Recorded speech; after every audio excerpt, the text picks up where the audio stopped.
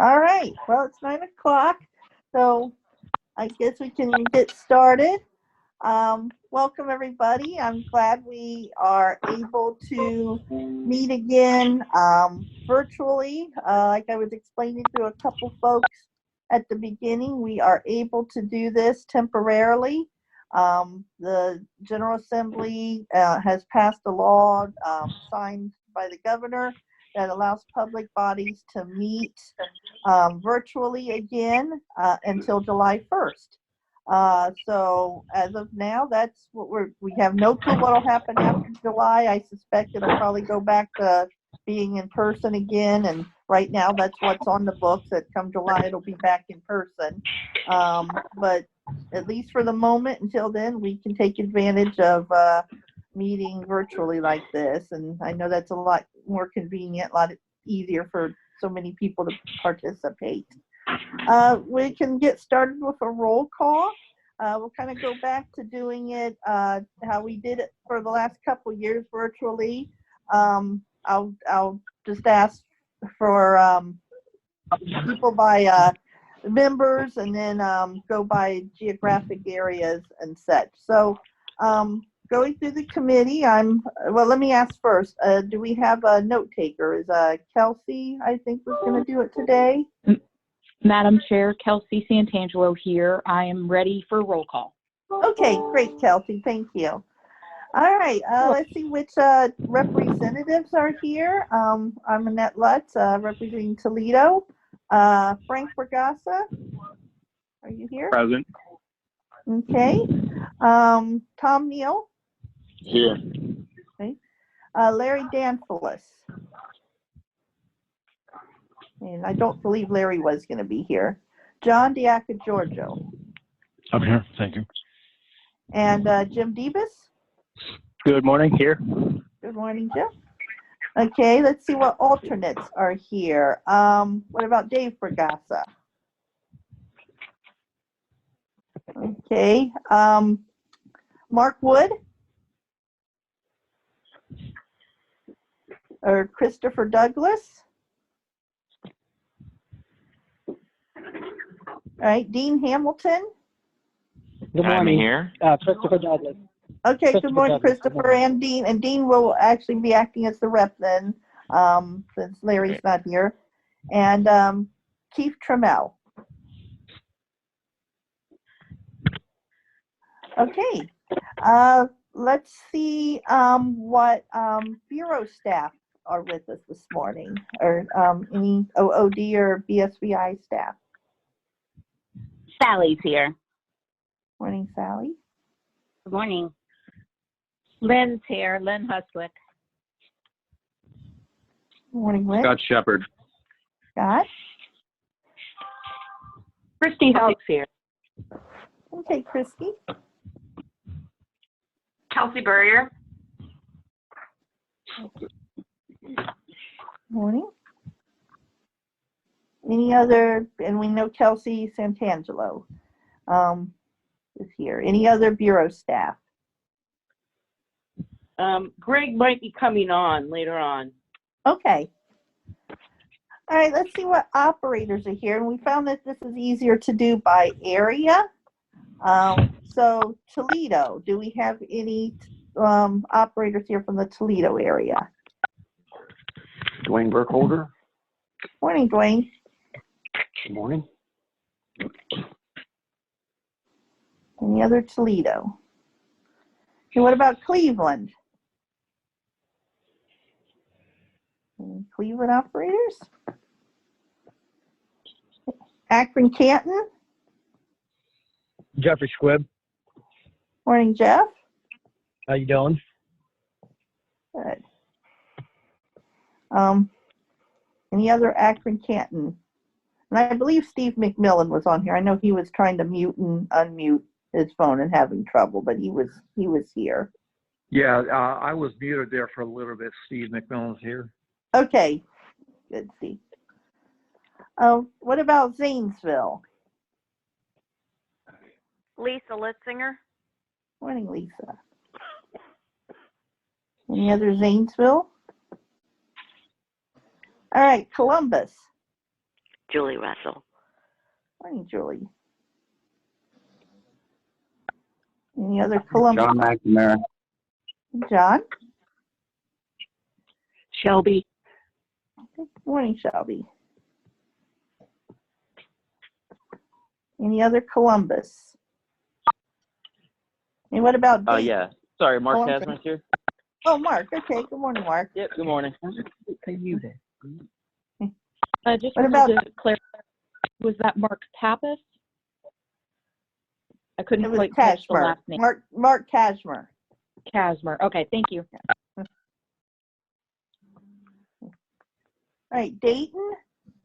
Anyone from Dayton here? Or what about Cincinnati? Derek. Okay. Good morning, Derek. Morning. All right. Is there any operators that felt they may have got missed when we went through all that? Yeah, sorry, Juan Gonzalez from Cleveland. Oh, hello. Anybody else? All right. Do we have any other guests that didn't necessarily fall into any of the other categories? Any other guests present? Okay.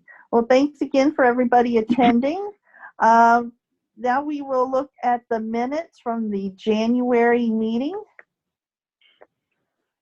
There- Hey, Madam Chair, Yes, Frank. could I go back for just a second? I want to ask, is our AG representative Ethan Gregory going to be with us today? or is he No, not? I'm sorry. He is not here today. Oh, okay. Thank you. Do we have any motions or comments about the minutes from the January meeting?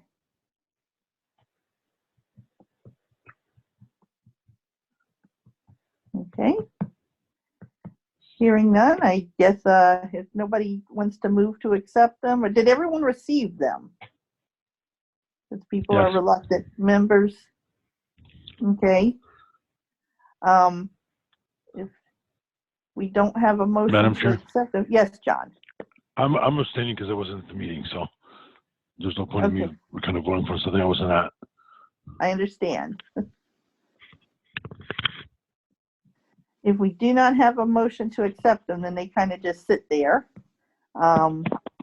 If people would like an opportunity to look at them again, I suppose we could table them till the next meeting. Okay. That being said, then is there any thoughts on the recommendations and responses? Oh, okay. So then we will go to public comment. I've had one request for public comment. So I will turn the floor over to John McNamara. John? You ready for me? Yep, go right ahead. Okay. I want to talk about the grievance I filed on February 28th.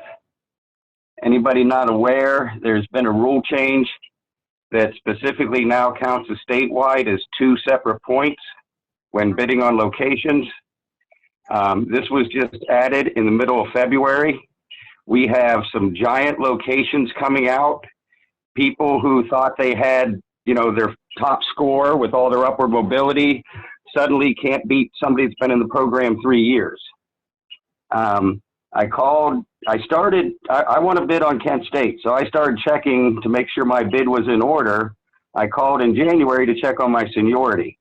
The seniority list was completely screwed up, missing 2.5 years on me, missing 10 years on Lenny Johnson and a few others. That has now been fixed. Then I get the new roll package because I was told that anything we do for business isn't being considered. Whether we make a profit, whether we have our taxes paid, none of that matters anymore. It just matters whether you haven't had a late, you haven't been on a correction plan, you've had 4 upward mobilities, and you've attended at least 1 statewide in the last 2 years. Now, I was told, when I called, I was originally told that I hadn't attended a statewide since 2019 after my seniority was screwed up. I know that I've never missed a statewide. After doing some checking, they said I went to one day of the 2020, although I can't prove I attended at all, and I wasn't getting a point for that, and directly from Christy Howe, that was tough shit.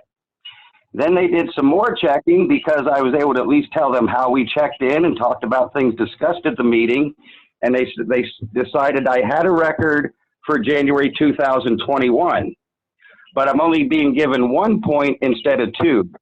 The rule states that you must attend one statewide in its entirety in the last 24 months. 2021 only had 1 day. I attended that meeting in its entirety. There's nothing in the rule about an exception or anything, and I don't understand why we were only awarded 1 point for the 2021 meeting when we attended it in its entirety. Also, being the statewide now counts for so many points, that is blatantly unfair to every operator that does not live in Columbus. They have the extra travel expense. They may have to shut their facility for the day. They have to pay a driver or pay the bus company, plus put out food. All Columbus operators do not have to do to attend a statewide because it's always in Columbus and never rotated to any other part of the state. So the way to correct this would be if we have an in-person statewide, we set a camera up in the room and let people attend virtually also. Put a computer screen up and let them type in questions if they want to ask the speakers questions. What I would like to see with the new statewide agreement, number one, I would like 2 points for attending the 2021 meeting in its entirety. And for other operators that felt they had all the upward mobility points and didn't attend the statewide, before this rule was put into effect, we need to have a statewide where the operators have a chance to obtain these required points before they're considered for bids. And some of the stands we have coming up this summer are some of the biggest stands we've had in years. And it's just not fair to change all the rules in the middle of February before all these bids come up and then no statewide will be provided for us. That's about what I have to say. Hey, thank you, John. Madam Chair, can I respond? Yeah, sure. I'm afraid because sometimes John gets off. I want to respond. First off, John, and we talked, you are getting your full points for 21. You're getting those 2 points. I told you that. I told you that it's not going to negatively affect you. You do get, because it was a one-day training, you did attend the entirety of this. Okay, Lynette told me I'm getting 1 point. I have an email from her saying 1 point. If it's 2, that's fine. That's fine. If it's 2, good. We're not going to go back and forth. But we will get this worked out. But Christy, go ahead and finish your. Yeah. The other thing that, again, how you guys score, we've said all along that it's your process. And I think that there is this narrative out here that the committee, and I want to defend the committee, just threw this in at the last minute, and that's simply not true. We started talking about the rules in 2019, and I went back. The first pass, which was in March of 2019, the upward mobility was not a part of that version, which was version 3. But then in January of 2020, it was discussed. It was discussed again November 13 of 2020. It was discussed again January and March of 21. It was voted on. It was sent to everyone. The other thing is, I believe that the committee's thought on this was not to harm people, but it was to encourage people to come to statewide. It was to split it out and to incentivize that. I think they had good logic, sound logic on their thought process on that. I really do. And I think that, and we can talk about it, but taking this out before we even think it's going, people are assuming that this is going to be a problem, and I don't think it is, that we're going to, you know, throw the baby out with the bathwater on this. And I thought that the committee was very thoughtful, and it was discussed. I'm a little upset now that, you know, people, I guess no one read it. No one read this when it was sent last summer. No one, it wasn't discussed. You know, that's another issue. But I don't sit on ORVC, and I can't read the entire rule package every time it's sent to me because one sentence has changed. Yeah, John and Christy, hold on. We're going to talk about the rules here in a bit. I don't want to get too far off the beaten path here. This is on the agenda, and we are going to talk about it and try and come up with a solution. Actually, that's the next thing on the agenda after public comment. So let's just hold off on the discussion for just a moment, and then we'll get into the rules and figure out what we, you know, if there's anything we want to do with Rule 3, and then we have Rule 12 we have to deal with as well. In the meantime, I want to ask, is there any other public comment? Anyone else wishing to make public comment? Okay, then we will talk about the rules. And why don't we, since we've started, we can talk about Rule 3. I don't want there to be a back and forth. People want the floor, they can ask to be recognized, and I will do so. But let's hit on Rule 3 first, because I think myself, and we'll see what the other committee members feel, I have heard a lot of concern about this particular thing in Rule 3, and not just from John, who gave us a public comment today, but by several people who are concerned with that. And I don't know, I'm wondering if we could come up with a solution. We have statewide on the agenda as well. It's way too late to even try to put together an in-person statewide for this spring, but I'm wondering, could we do a virtual one? And that way people get some opportunity to get points. I will echo what Christy said. I believe, I know I did, and I believe the rest of the committee members did, and I believe the Bureau did, had great intentions with this rule. We were thinking it was a good, easy way that people could get a couple extra points on their selection. It could incentivize statewide, and it could be a fairly easy way that people could earn points. And I think we had the best of intentions when we put this forth, and did not foresee that so many people would be unhappy. I do recognize, though, that the rule got changed and we didn't have a state. I mean, we did, but people didn't realize it was going to hold so much weight when we did have it. So any committee member or the Bureau, anyone have any thoughts on Rule 3? Should we do anything with it, or should we go ahead and talk about statewide? John, I think I heard. Yeah, first. can you? Frank? I apologize. Can you please talk about some of the concerns people had, because I have not heard any negative about it at all. Well, I heard John spelled it out pretty Besides, good, I mean, right there. I've heard people say pretty much the same thing John did, that they are worried, they're unhappy because they didn't realize. Now, whether they read the drafts, didn't read, there were so many drafts, you know, it probably just didn't sink in. But they're unhappy because we had statewide last fall, and people didn't realize that particular upward mobility chance was going to weigh so heavily on, you know, when the rules got changed. They know that they get credit for upward mobility, but there were other ways to get upward mobility. So they didn't realize that statewide was that could have come back to haunt them. So, you know, so strong. That's probably the biggest argument that I've heard against it. Frank, did you have, hold on a second, Tom. Frank, you had a...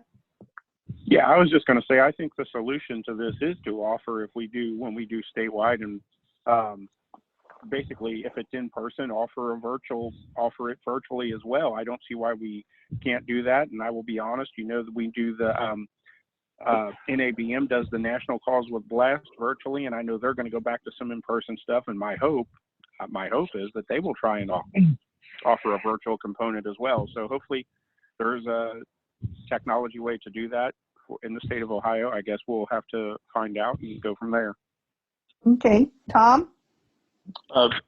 Thank you, Madam Chair. I think there's a couple different ways this could go. We could ask the Bureau to put in a one-year moratorium on implementation of the scoring rule until people have the opportunity to get their ducks in a row, and we could do like Frank just suggested and try to do a virtual statewide. There's been a lot of suggestions. There's room for talk. But the kind of talk that I'm hearing is specifically directed at me, that I tried to pull something shady so that I could get more points than other people and all this other stuff for Kent State that I'm not even bidding on and all this nonsense. And I want to take a moment to address some of that and say that not only were there multiple drafts of these meetings, but those meetings were recorded. And those meetings have been posted on YouTube for over 2 years. They're still on YouTube. You can hear the discussion that went on. The only nefarious thing that happened at those meetings was the committee felt that new operators shouldn't always end up in a tie for seniority and lose facilities. We should reward operators who try to better themselves, and we should reward operators who want to move up in this program. It should not always go to someone who's been doing it longer, because they may not necessarily be doing it better. So the goal was that we would give people an opportunity to get 4 upward mobilities, and just because 4 upward mobilities didn't seem like that was such a big hurdle for people to climb, we said, let's get people to statewide. Let's have people show their interest in being a part of our program and reward that in selection by giving some statewide points. And all of those meetings are recorded in their entirety. All of the comments are there. I would suggest anyone who thinks that anything was going on this back from 2020. These discussions happened. It wasn't meant to take advantage of anyone. There's nobody out there right now. I've also heard it that this has a whole bunch of people in a great position and a whole bunch of people in a negative position, and now people can swoop in and get facilities that they couldn't otherwise win. We're all in the same boat with this stuff. Well, nobody's sitting there with all these extra points and all this stuff ready to take over a facility. There's some bugs in it. There's some I think it's a good policy. I think the reason for doing it was sound. That we didn't really consider the implementation and what the repercussions of that could be, and we definitely need to talk about it. And with that, Madam Chair, I give the floor back. Thanks, Tom. Madam Chair, Is that Christy? it is. Okay, yep, go ahead. So, doing an MOU saying that we won't count, that goes against the rule. I'm a little leery of that. I'd have to get that cleared by the lawyers. What if we did put a statewide virtual over the phone statewide together for May or end of April, beginning of May, so everyone has the opportunity to attend to get 2 points, and that would take care of, going forward for this period. And then going forward, I think, again, people should be showing up to statewide and that the rule is sound. I really do. I would need help from the committee on, particularly Cynthia's not here yet back, and it's Lynn and I, on topics that you guys would like to have. But I think that could be a happy medium where we could provide maybe a full day with a break in the middle with some topics, bring some people in to talk on the phone, and people can attend. What is everyone's thoughts on that? Madam Chair, Yes, John. I think it's a good idea, and I do agree that we should try and put it like in the future, make sure that we have it so that people who cannot attend in person can at least attend virtually. Because I'm very happy with the rule. I mean, everybody else already said it clearly. We've worked on it a lot of times. People have had the chance to say what they had to say about it, so I'm very happy with the way the rule is set up already. No, I agree. I think we should try, and then when we get back to in person, we can definitely work on, if we want to do a virtual component to it. I think that's going to be kind of the wave of the future. Like Frank mentioned in the NAB and Blast things. I know some of the conventions are going to have virtual components.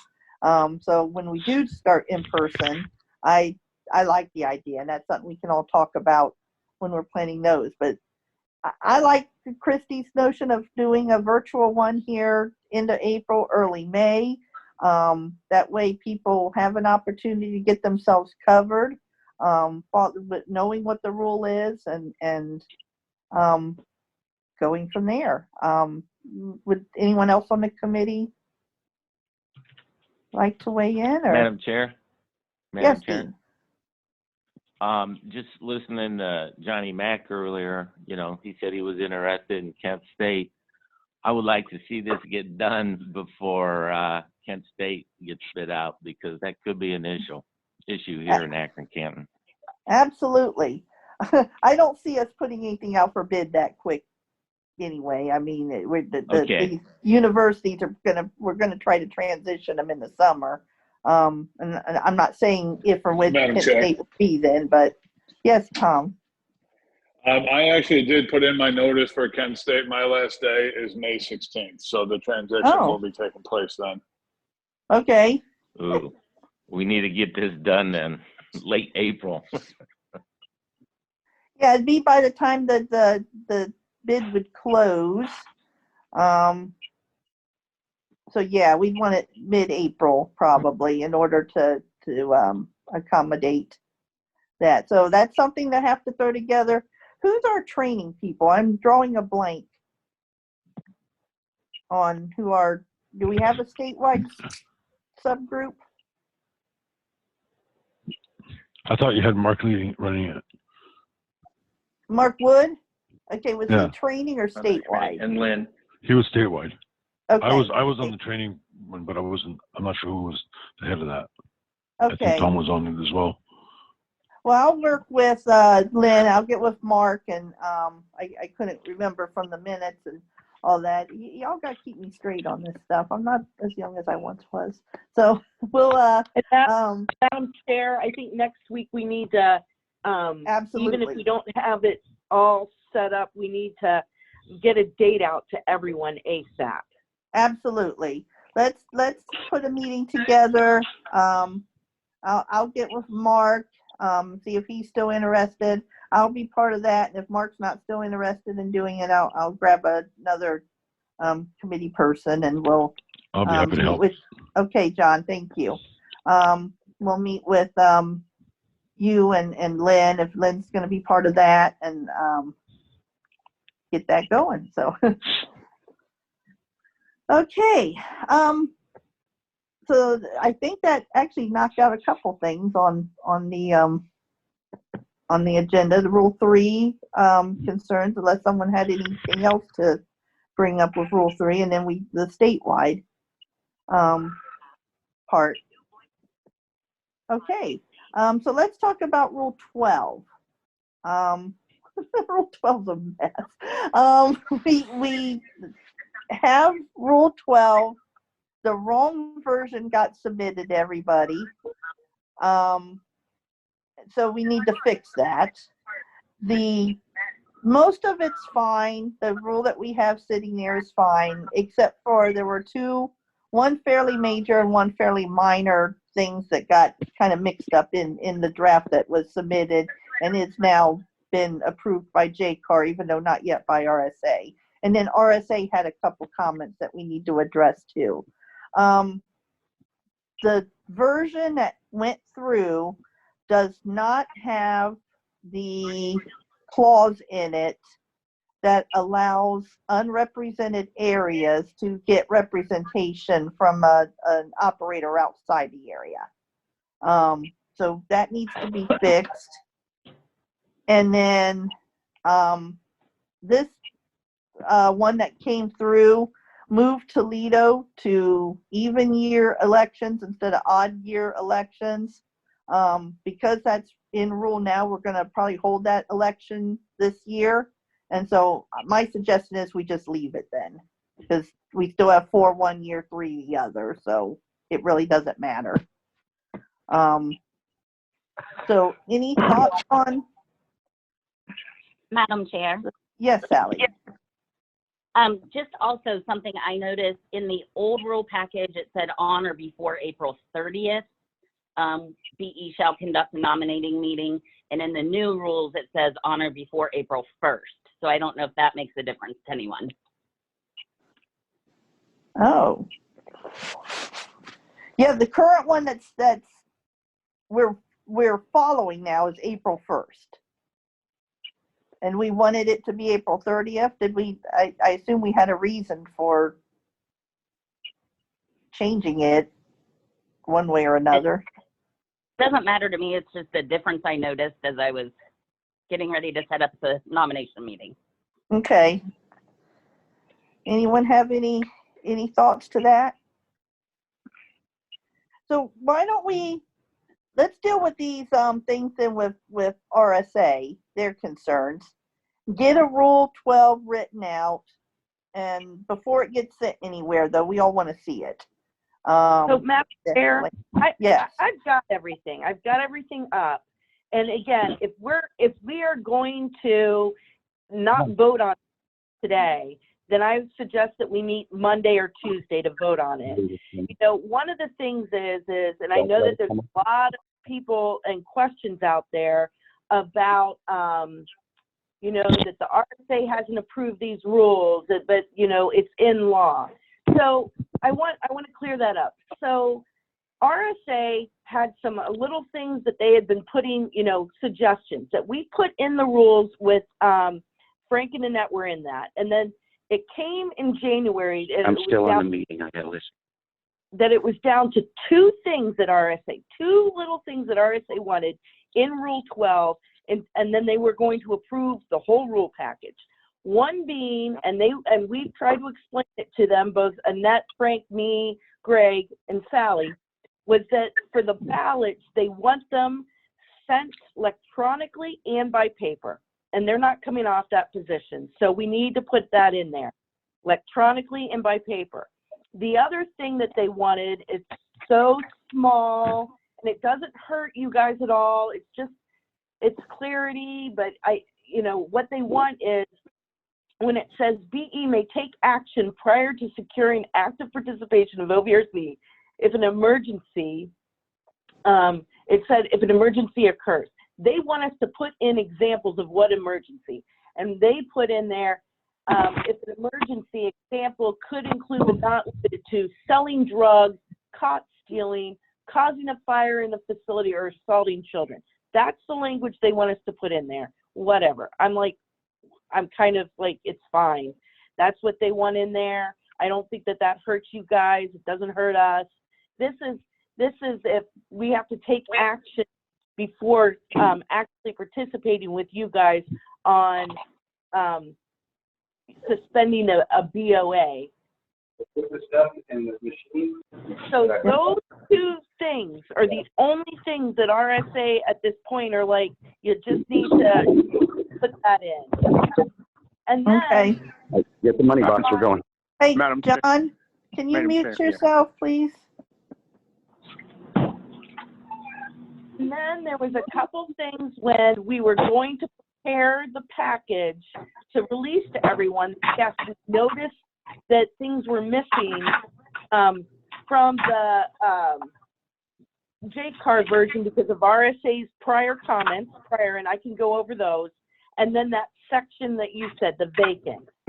So I'd like to go over that if possible. If I can go over that with you guys. Hold on just 1 second. Hey, Tom, we're getting a lot of background noise. Is there anything you can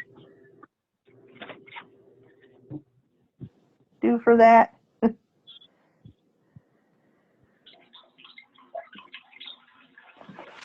I don't know if you heard me or not. It is John, right? I think so. Yeah.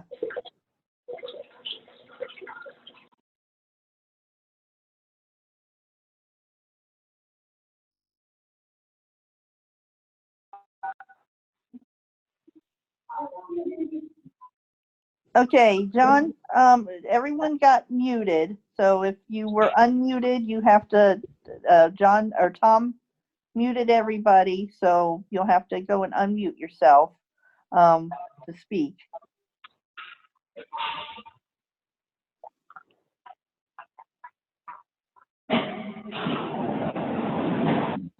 Gee, there's a lot of-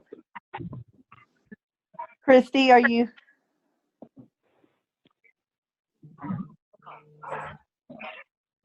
Madam Chair, There you are. Okay. I think it muted everyone but the person that's having the background noise. I know. Well, try and carry on. Go ahead, Christy, though. You were. So if we go down, one of the things that RSA commented on that was discussed with RSA OVRC leadership was on 3A, an operator must be present at this meeting or participate through telecommunication option to be nominated as a representative alternate representative unless prior approval is granted by BE. Only operators operating a facility through a signed BOA may nominate and vote, and only for the representative and alternate representative for the operator's own electoral district. This is the part that they wanted in here. Operators without a permanent BOA may vote in the district based on the operator's home address. Operators without a permanent BOA are not permitted to nominate or serve on OVRC. Again, RSA was adamant that even licensees have a voice on voting. They can't serve because in the past, we've always had it where you had to be in a BOA. So now, again, let me repeat, operators without a permanent BOA may vote in the district based on the operator's home address. Operators without permanent BOA are not.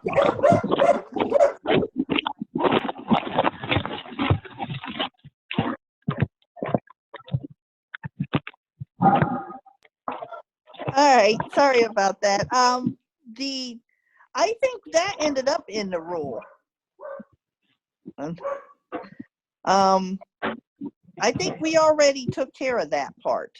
I think the committee was already on board with that and voted for that. And unless I'm wrong, the committee members, do you? Madam Chair. Yes, John. We did have a discussion on that last year, and I also think we said we were fine with that. Yeah. So I don't think we had a problem with that at all. Okay. So then, and you're right. That was in there. You're right. Again, we had like 8 versions of these things. I know it. Right now. It's very, very, very difficult. So then again, the only other thing that I just discussed is on number 5, the only thing that we want to add to both JCAR and the RSA version is if more than one candidate is nominated in the district, BE shall prepare a ballot listing all candidates, and BE shall mail a copy to each operator in the area within 5 business days of the nominating meeting. Ballots will be sent electronically and by mail. That's the only line. Ballots will be sent electronically and by mail. Okay. Madam Chair? Yes, I have John. a question about that. So are they telling us that we should be allowed to either vote one way or the other, or are they just wanting us to see it in email and have to use paper to vote? Yeah, they want to have the option that the operators have the option of whether or not they want to vote by email, electronically, or by mail. They think that electronic is more accessible, and so we can do that. That's going to take a little juggling because we want to make sure that somebody doesn't vote twice, even unintentionally. Somebody, some people have other people helping with their emails, or some people might think they're supposed to send in both ways, or that's going to be the tricky part, to make sure that somebody doesn't vote more than one time.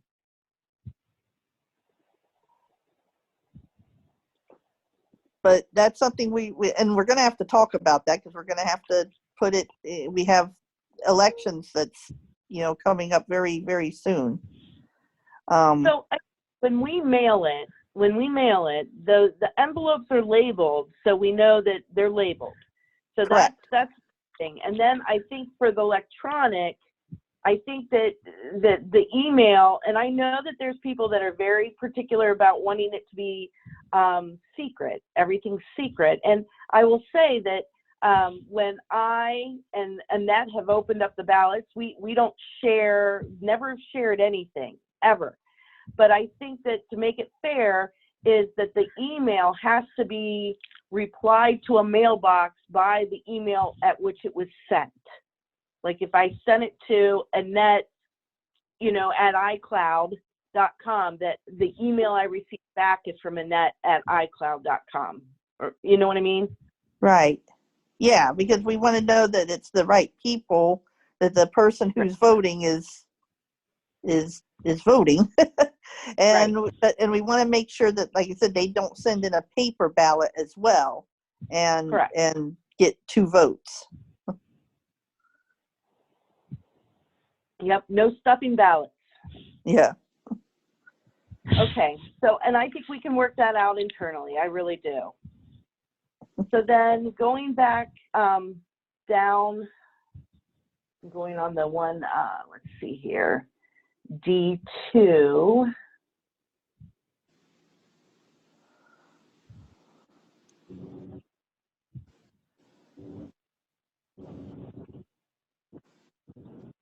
So D2 talks about operators without a permanent BOA may vote in the district based on, so at the above one, it talked about, it had that language in there that, yes, you guys all agreed with, that if you didn't have a permanent BOA, it was based on the home address. But this is for a special election.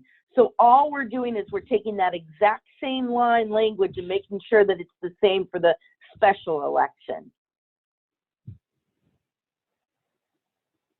Does that make sense? Sounds good. Sounds, I don't see why we wouldn't do it both ways. I'm sorry I'm muting and unmuting because my dog's going nuts for some reason, but anyone else have any thoughts? Like I said, I think that this part, I think we've already agreed to. Yep. So then here comes the part where it was, again, what happened last year was the committee voted on it. The committee voted on it, but then the wrong rule was sent to RSA and to JCAR. And that's why we felt that we absolutely had to bring this back to everyone, because not everyone had the opportunity to look at this rule last summer when it was sent. And so this is the crux right here, this part right here. And it kind of threw off the numbering. So we want to add 3. Unlike a regular election, any operator under a BOA may nominate themselves or others that are not in the electoral district that is vacant. If only one candidate is nominated in the vacant district, that operator shall be declared the winner by acclamation. That was actually in the rule. But then this next one, if the nomination includes candidates or candidates within the electoral district and candidates from outside the electoral district, the ballot shall only include the internal electoral district candidate or candidates. And then only operators in the electoral district with the vacancy are permitted to vote in the special election. Only operators in the electoral district with the vacancy are permitted to vote in the special election. Now let me pause there. Do we need to also include in here also those that live in the district that are not? Do we need to add that line again? Sally, help me out. You know what I'm saying? Operators without a POA vote in the special election. Oh yeah, what you mean, the ones who based on their home address, like we did the other places. Yeah. Yeah. Yeah. Yeah, I would think so, just to make it consistent, so there's no question. Right, licensees with no BOA can vote if they reside in that location. I need to put that in there. Yes. Operators. to make it consistent. With no BOA can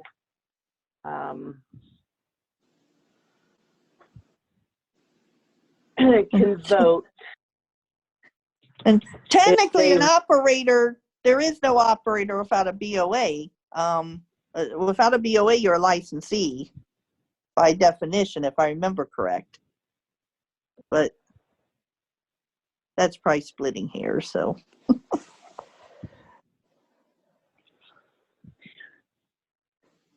So maybe we need to go back and put operators or licensees then to make Yes. that consistent. There we go.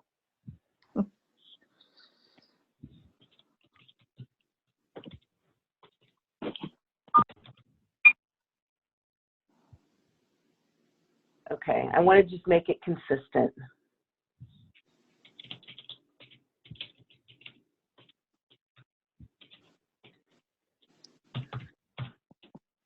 Okay. Operators or licensee with no BOA can vote if they reside in that location. Okay, if there are Or two, electoral district. can I go on? Yes, I'm please. sorry, Madam Chair. I was asking for language. Do we want to Oh. say? And I wanted to ask. Should we say if they reside in that electoral district, or do we want to stick with what did you say, Christy? Location? I'm sorry. I'm trying to just make sure we get it dialed in as good as it can be. Yeah. It needs to be may vote in that district based on the operator's home address. I need to use the exact same language that's above. That's all I need to do. Yeah. I need to say operators or licensees without a permanent BOA may vote in the district based on the operator's home address. And then even maybe put the operators without a permanent BOA are not permitted to nominate or serve. That would apply to this vacant one as well. It would as well, yes. Okay, I got that exact same language, so it's Okay. clear. Okay. If there are two candidates nominated and one is within the electoral district and one is from outside the district, the internal candidate becomes the representative and the outside candidate becomes the alternate. So does everyone understand that? Yes, I Yeah. think that's what we all. Yep. And then the other one, it says, if more than one candidate is nominated in the district, BE shall prepare a ballot listing all the internal district candidates and shall distribute a copy to each operator in the area within 5 business days of the date of the nominating meeting. Okay. And then, I'm getting it sent. I think that's it. In the case of the tie, the declared winner shall be the candidate with the most seniority. That was the second sentence. I think that's it. That is absolutely it. I think it's good. In the one that we're going to send, where is Toledo's election? Okay, well, let me go and find that out. Let me make sure Because that it's bounced back and forth, and if we're going to hold it this year, we might as well, like I said, keep it in the even number year.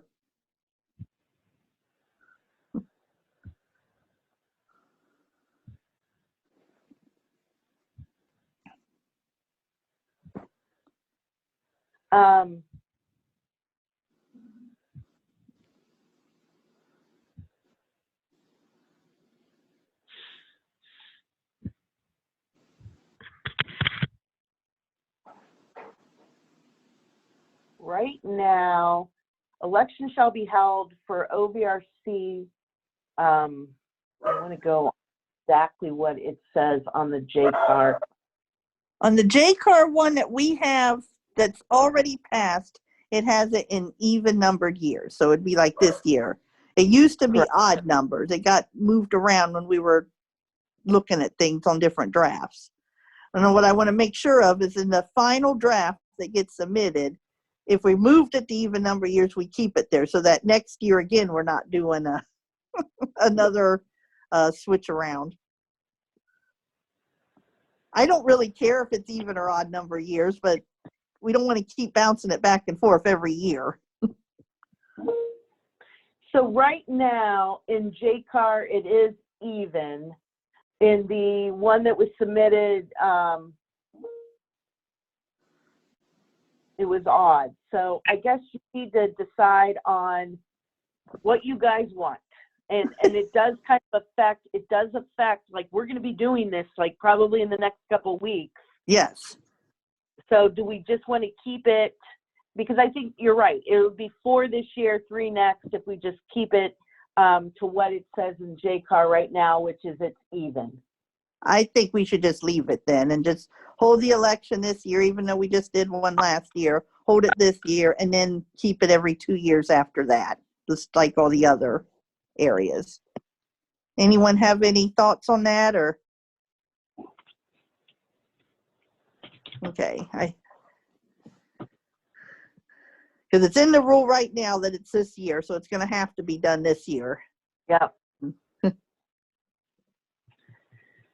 then the only other little thing here, I want to make sure I go all the way down. Again, we've already discussed BE may take action prior to securing active participation of OVRC if an emergency occurs. Example could include, but not limited to, selling drugs, caught stealing, causing a fire in the facility, or assaulting children. Not my favorite, particularly the assaulting children, but that's what RSA wants. I don't think there's any harm in putting that in the rule. Like you said, they seem to really want this language in there, and I don't think it's anything that, you know, does anything. In fact, in some ways, it probably, the fact that there's specific examples, and even though it says not limited to, it probably strengthens the committee's position there. And then those the are pretty bad things. The only other thing that, and I'm looking at,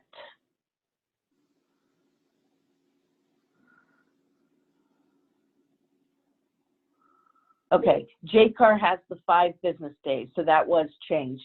They didn't want, and I get it, if BE may take action on issues requiring active participation if OVRC does not respond within, it used to say a reasonable time, and their issue was that's too subjective. They wanted 5 business days.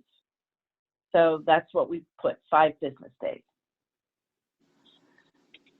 Okay. I know they wanted something that I don't like so much, but because the committee can't meet usually in the 5 business day thing, but there's talk in there about contacting the chair or the vice chair, and those folks could get with the committee members and, you know, via email and get a unofficial position. We've done that before. So any thoughts from anybody?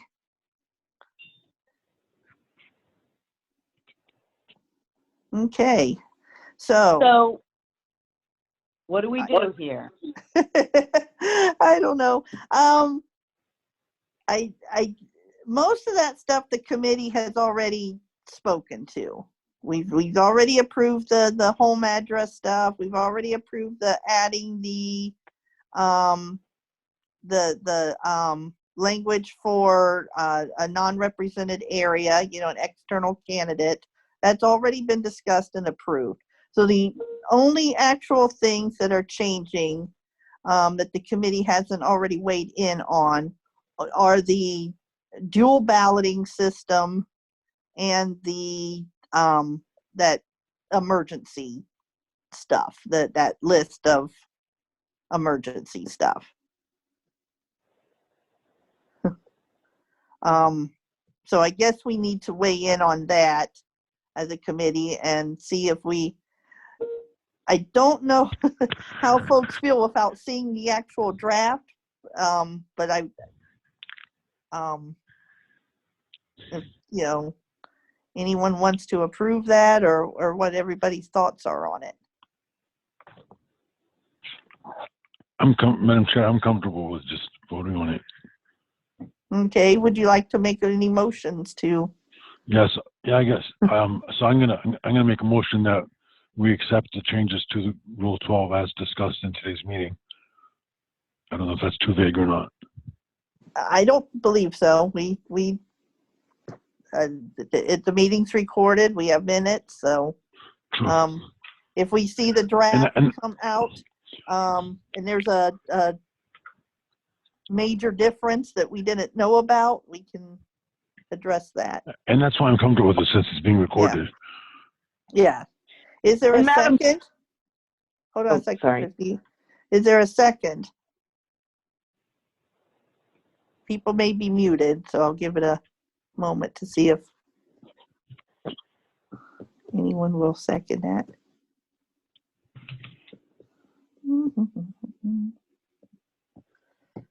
Okay. Would someone like to, if there's not a second on that motion, would someone like to express any other comment on it or make an alternate motion?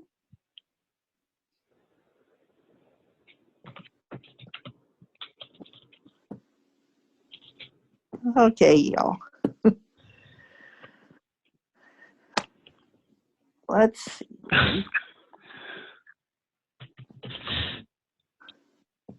Any ideas from committee members?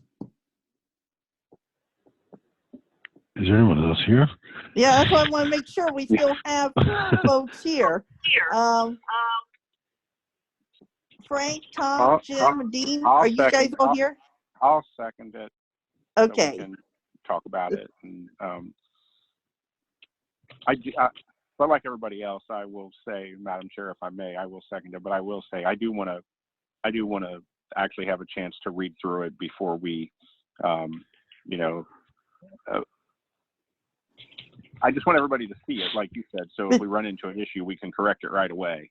Right. And I know us RSA is kind of, I seen the email yesterday from Christine Grassman, so they're kind of on the BE folks, like, hey, where are you people? And I'm like, well, give us a chance. We got to meet first.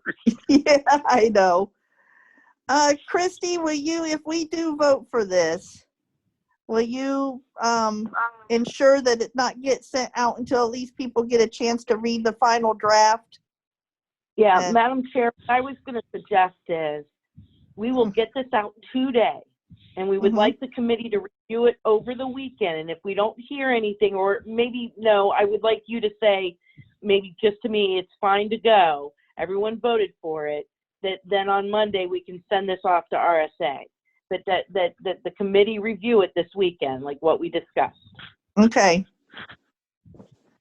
And if we find something glaring in there, we can, you assure us that it will not be sent then if we have a problem with it. If there's some issue, then I think we need to ask for a special meeting for next week to meet again. Okay. Is everyone good with that? Yep. Okay. So we have a vote. Any more comment or discussion on the motion? Okay, I will call for the vote. Make sure if you are a committee representative that you are unmuted. I'll call for the vote. John? Yes. Frank? Yes. Tom?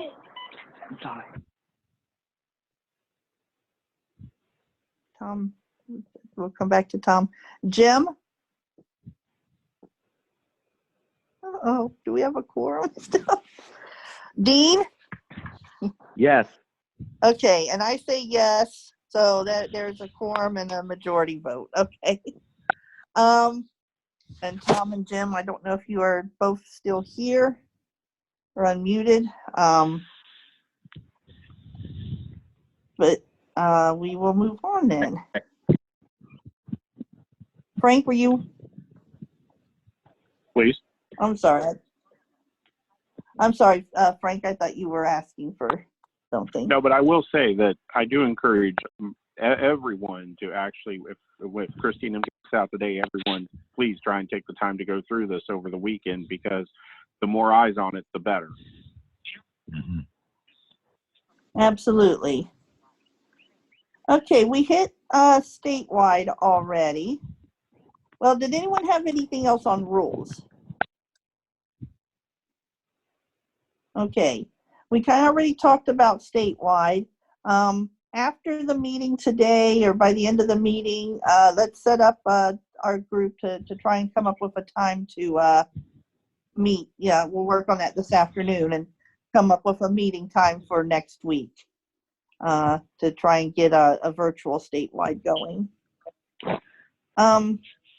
Training. I have the training on here. Christy, I know you wanted to talk some about general training. Yeah, Madam Chair, again, and Lynn's on here, and she's been very helpful with it.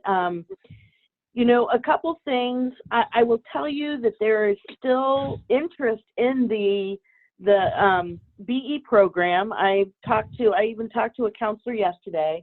I'm telling everyone that, you know, there are no guarantees, and we don't know what the outlook looks like, and we don't know what facilities are going to look like. That there's, we're pressing upon the consumers coming in and the counselors that no promises are to be made that there's going to be a job ready after they're done with training. We've got 2 people that are pretty much done with the training with the exception of in-stands. And I believe one of them in Cincinnati is actually doing in-stand training, maybe even today with Mott and then next week. But we were coming to the committee because we're stuck on the fact that we don't have any of the open food counters right now open. Particularly, I think we've got 2 people, one in Dayton and one in Cincinnati, that they can get training on that. And is it possible for these two places to waive it? But now Sally's telling me that Mel Arnold is open, which I was unaware of. So maybe. May I speak? Yep, Madam. Hold on a second. Hold on. Christy, finish what you were saying. Oh. We were just wondering if we can waive the open food counter in-stand, but then make sure that they're definitely getting 2 weeks of the vending from 2 different operators. Is that right, Lynn? Did I get that right? Lynn's probably muted. I thought we had done that at one point a while back.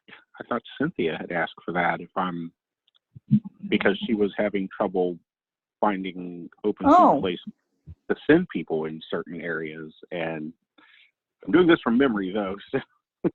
We may have. We may have. And I'm just asking for these 2. I'm not asking for, you know, until things get back up and running. I don't want to necessarily make this a regular thing. There is another open food available in Dayton. Thanks, John. Yeah, So, John, you're willing to do the training for open food?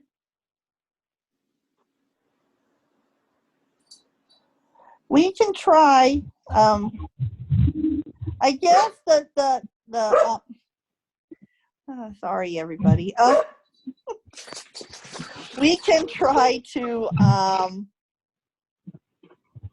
why don't we do it like this? Attempt to do open food, but if you can't, then, you know, if there's no one available or the times don't work out or something, then do the 2 vending.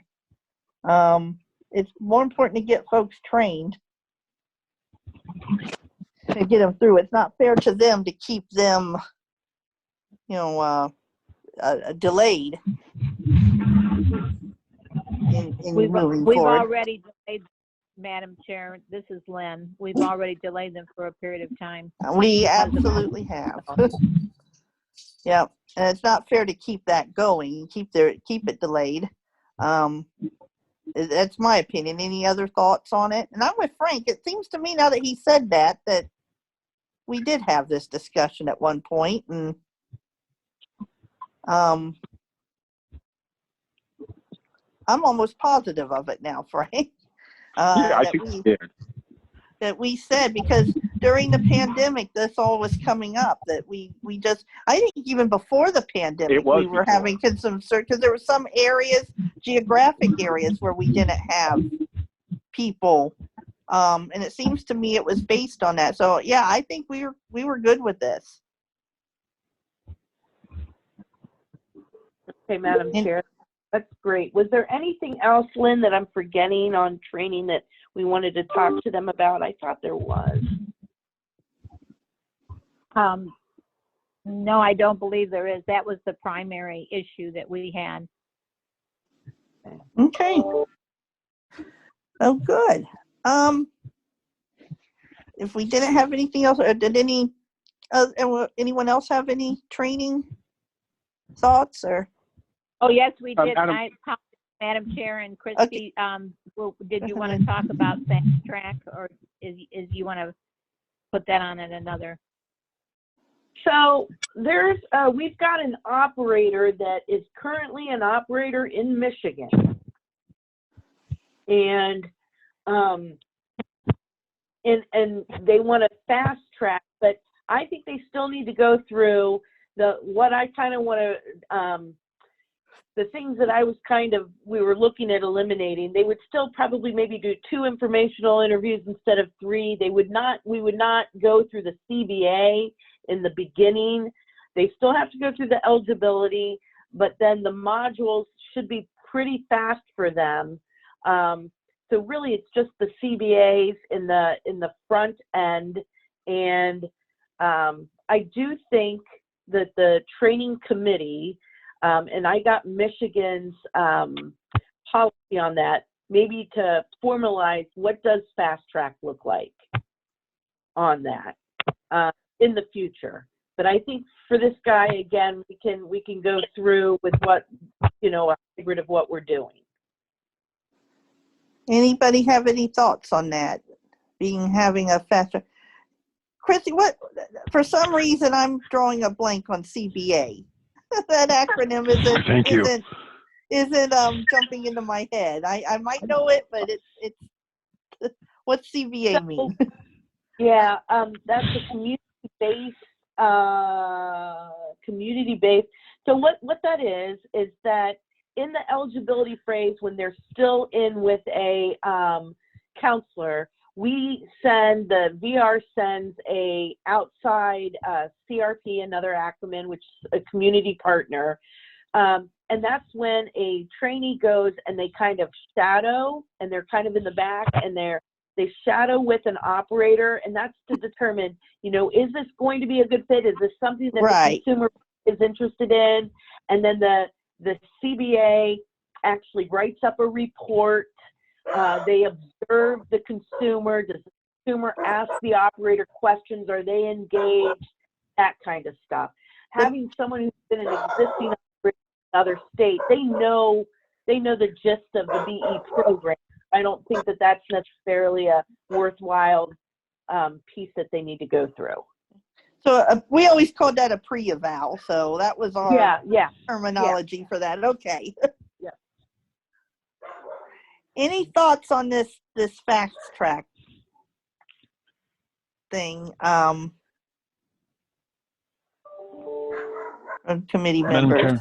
Yes, John. It's kind of difficult because every state does things differently, and when we fast track, we don't know what they know that's the same as us and what's different, and so it almost needs to be tailored to the individual, which is going to be difficult. I know. I agree. They should probably still go through the modules.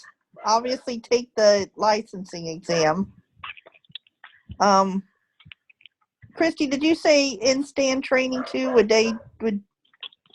Yeah, I think they do need to do in-stand training, because I think that you get a lot from our operators on how we do it in Ohio.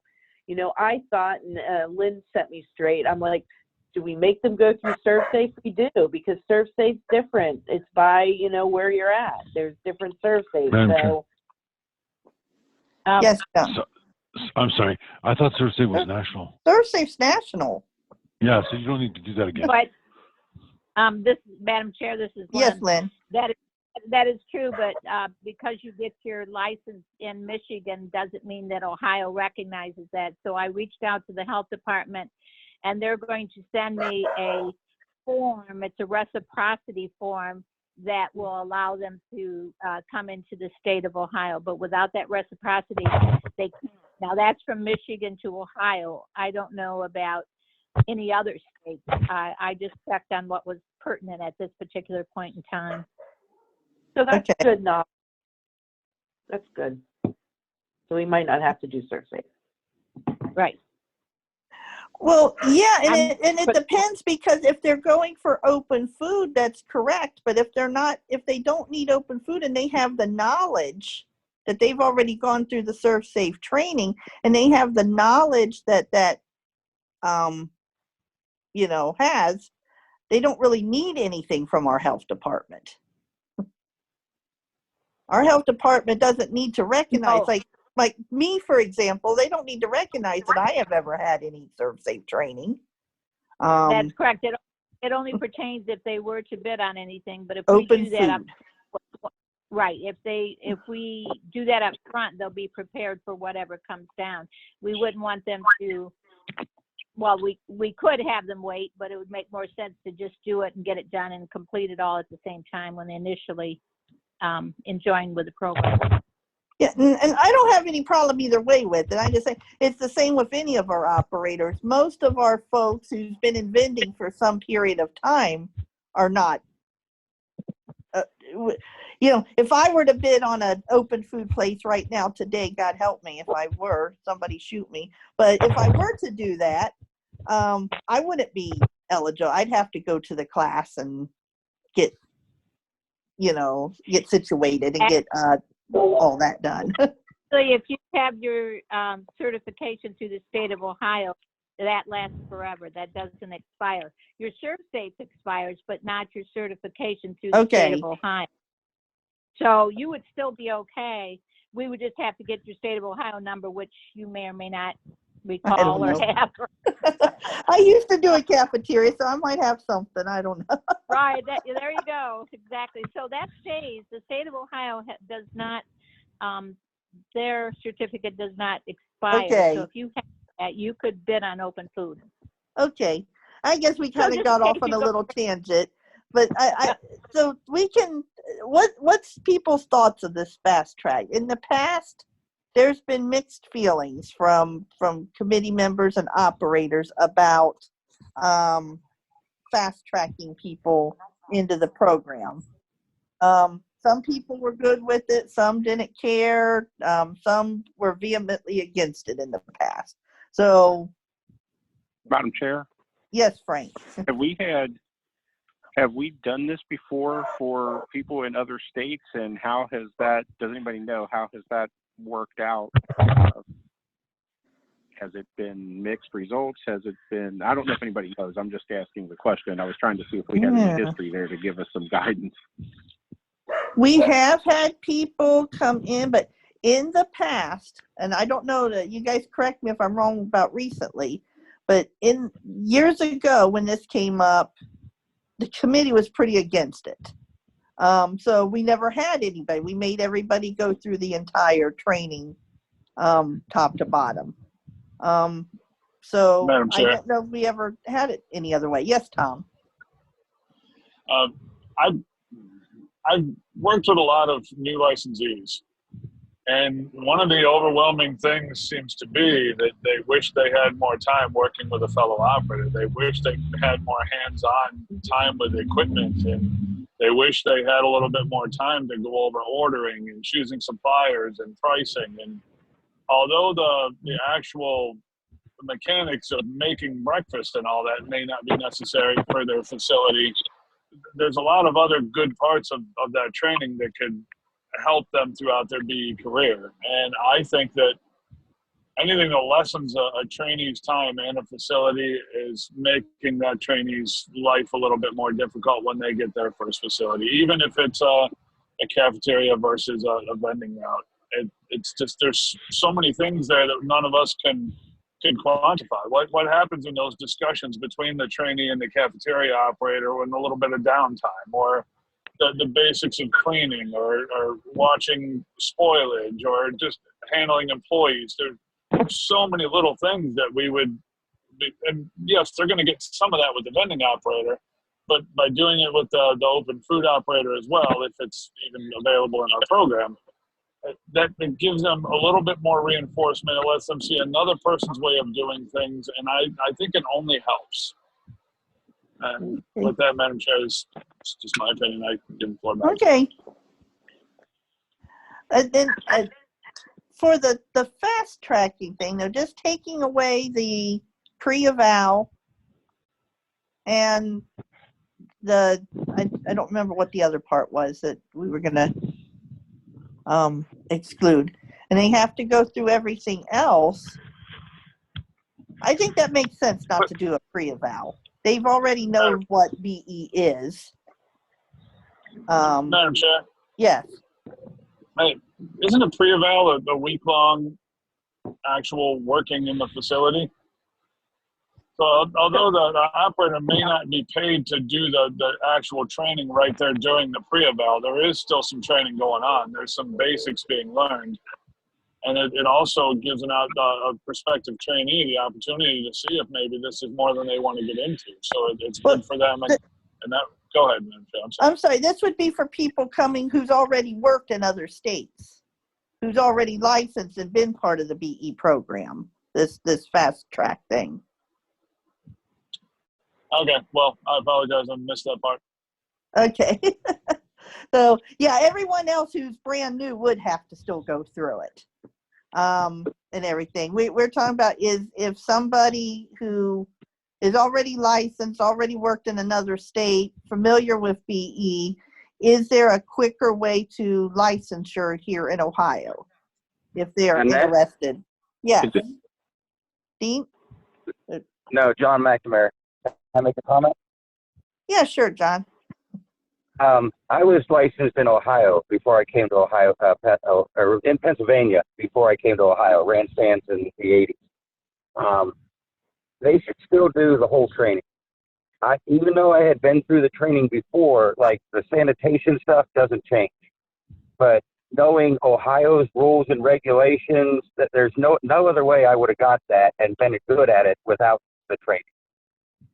There's a whole lot of stuff to learn just about Ohio that no state's going to teach you. And that's my comment. Okay. Madam Chair. Yes, John. Can I ask John a question really quick? Yeah. Okay. Hey, John, when you came to Ohio, did the pre-evaluation where you had to go with a job coach to a couple of locations help you, or did it not make a difference? Can you hear me, John? Now we can, yes. Yeah, now I can. Okay. I didn't have, I came in the 90s. My pre-eval, I had to work under two operators. I worked under Dave Pageant and Chuck Case. And and then they had to write reports on me if I'd be a good operator. I've never had a job coach, ever. But my question is, I think the change in times has because back then a lot of people did pre-evals, not everybody. Nobody had job coaches. That's actually a fairly recent thing that they decided to do during pre-evals, to have somebody tag along with them and do this job coaching stuff during a pre-eval. We never had any of that in the past. And not everybody did pre-eval. Some did and some didn't. So way back when. So I think some of the experiences of some of us who are here are different when it comes to training. So I guess the big question here that because Christy's saying they would still go through in-stand, they would still go through the modules, they would still go through have to take the licensure exam. So I guess the big question is the pre-eval. Does somebody coming in who's licensed in another state and worked in BE, do they need a pre-eval. And I wouldn't think they would. That just seems silly to have somebody who's, I mean, I think of all of us, sitting around our virtual table here. If we went to another state, would you really need to go into a facility to see if BE is good for you? And have to have a job coach tag along and all of that.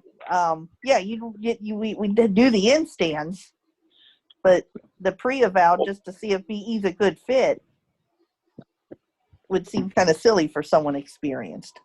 That's just my opinion, though. Yes? Madam Chair, I don't disagree with that, but the one thing that keeps going through my mind is, do we know why is this person currently working in Michigan? Do we know why this person wants to leave Michigan? I guess I'm being a little too, I don't know. Madam Chair, I don't know. I can speak to that. Oh, Jim, and I don't know if we want to get into that, but Jim, if you got something to I can be super general. Okay. So this person runs the Dundee Milan prison, which is attached to a rest area right near the Michigan-Ohio border. The only part of his facility that's open right now is the rest area portion of it, and that's about 20% of his income. The prison is like 80%. And they've been on lockdown since October, maybe? Okay. Yeah. Thank you, Jim. Jim, and I was just trying to make sure we weren't headed for I didn't want us headed for a problem. I was being a little overprotective of our program as well, not trying to, make trouble for you're other good. operators. I mean, within your right. I thought I should give some background on this person's and I greatly appreciate that information. That's good information to have. And hopefully he can find something in Ohio. Unfortunately, that's going on in every state. So, Madam Chair, to add to I'm sorry, go ahead. Hold on, Christy, and then I don't know who else was. My understanding, he's going to reside in Cleveland. It's also my understanding that I, again, was perfectly frank with the counselor, saying that we have other people that are licensed that are on the bench right now, so there is no guarantee that he is going to get a job. Madam Chair. Yes, Tom. First off, I guess I'm going to start off with a little bit of commentary, and then I'm going to get to my point. This committee has been told by the Bureau in many circumstances that we don't have input on that portion of things and people coming in until they're a licensed operator. Have a good day. And for us to sit here and have a discussion about fast-tracking a person from another state into our program while we have our own operators out of work, it's just not a good idea. But that's my personal commentary. My actual point on this subject is that we're using the word pre-eval like the only thing that goes on in that circumstance is we grab a person, we stand them in front of a counter, and we say, here, do this job.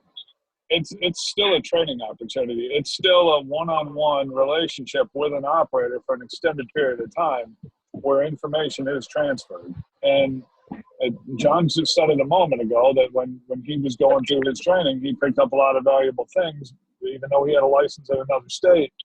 Ohio is unique, and I've done some research into other states and other states' programs, and there's not too many states that give you some preferential treatment for coming from somewhere else with a license. So, Madam Chair, I guess my biggest point is, what does it hurt to have them go through it? And why not have them go through it? More information is always better, in my opinion. That's a good point too. And the more I'm thinking about it, and I kind of originally started off, my opinion, thinking, well, what's the harm? But now I'm starting to think of our selection criteria and everything. And I'm thinking of folks who have been in our program and, everything. I just don't know if I think Tom has convinced me. I don't know if there's a harm to it. I think if somebody wants to come here, we're more than welcoming. We want people to be licensed in Ohio, but I think they should go through the whole thing. Now I'm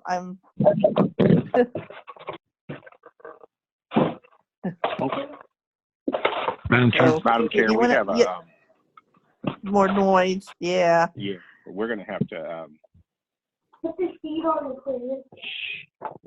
Do the mute thing again. yeah. John, I think you're unmuted again, John. I'm sorry. I'm sorry. I'm sorry to keep picking on you, but I know you're working and it makes a noise. We've all been there. Yeah, absolutely.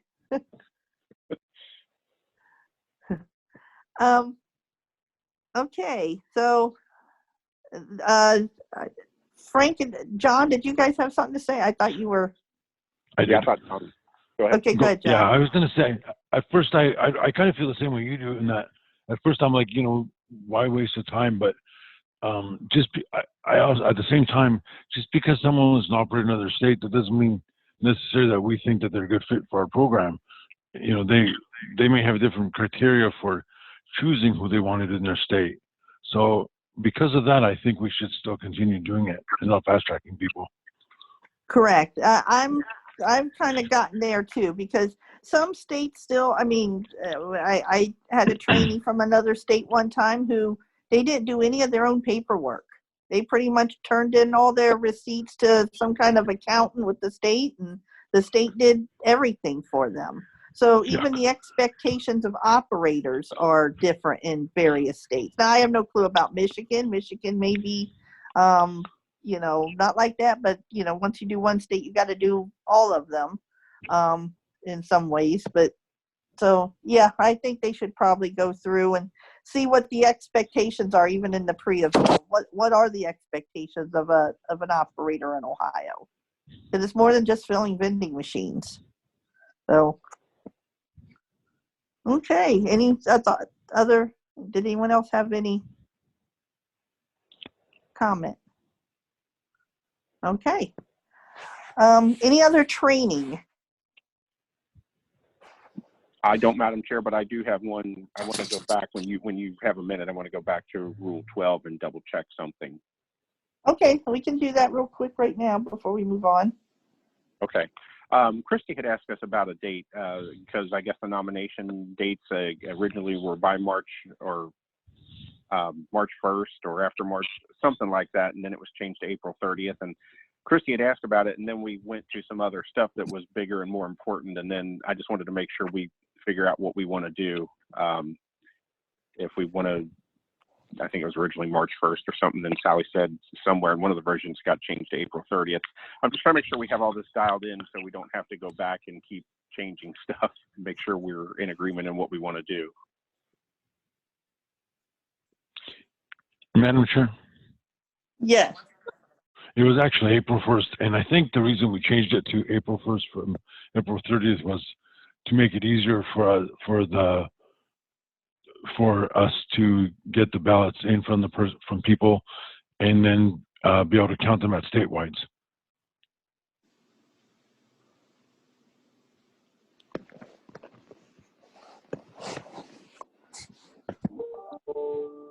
Okay. So, Madam Chair, this is Yes, Christy. Christy. It was changed. I personally like the April 30th myself because I think, again, the person doesn't take over on OVRC until July 1. Correct. I mean, that's still plenty of time. But I think right now it is April 1st in Jay Carr's version. But if we're going to change it, now's the time. I don't have a problem. I'm fine with April 1st if we want to keep it at April 1st. I don't have an issue with that. Sally, I don't have a problem either way. I need you to chime in. How does that make us for right now in the timeline? Madam Chair, Yes, Christy, it just says that we have to conduct on or before April 1st in the year, BE shall conduct a nominating meeting. Okay, I think we're good then. Okay. So we'll stick with April 1st. Okay. Okay. I want to make sure we didn't need to change it. Thanks, Madam. Yeah, we kind of already hit on, I got on here about the elections for this year. I don't know that we need to do anymore. I think we've pretty well hit on that. So we will be holding an election sometime before April 1st, so in the next couple of weeks. So I would assume you guys are going to want to get that out pretty quickly, set that up, and for the 4 areas. Now, is it in this current thing, the electronic and the paper? Or is it? Do we have to work that out right now, or is that by the next election? So it's not in the JCAR version, Okay. which is law right now. So we could probably do it the way it's been, but by that time, RSA will have approved it. So,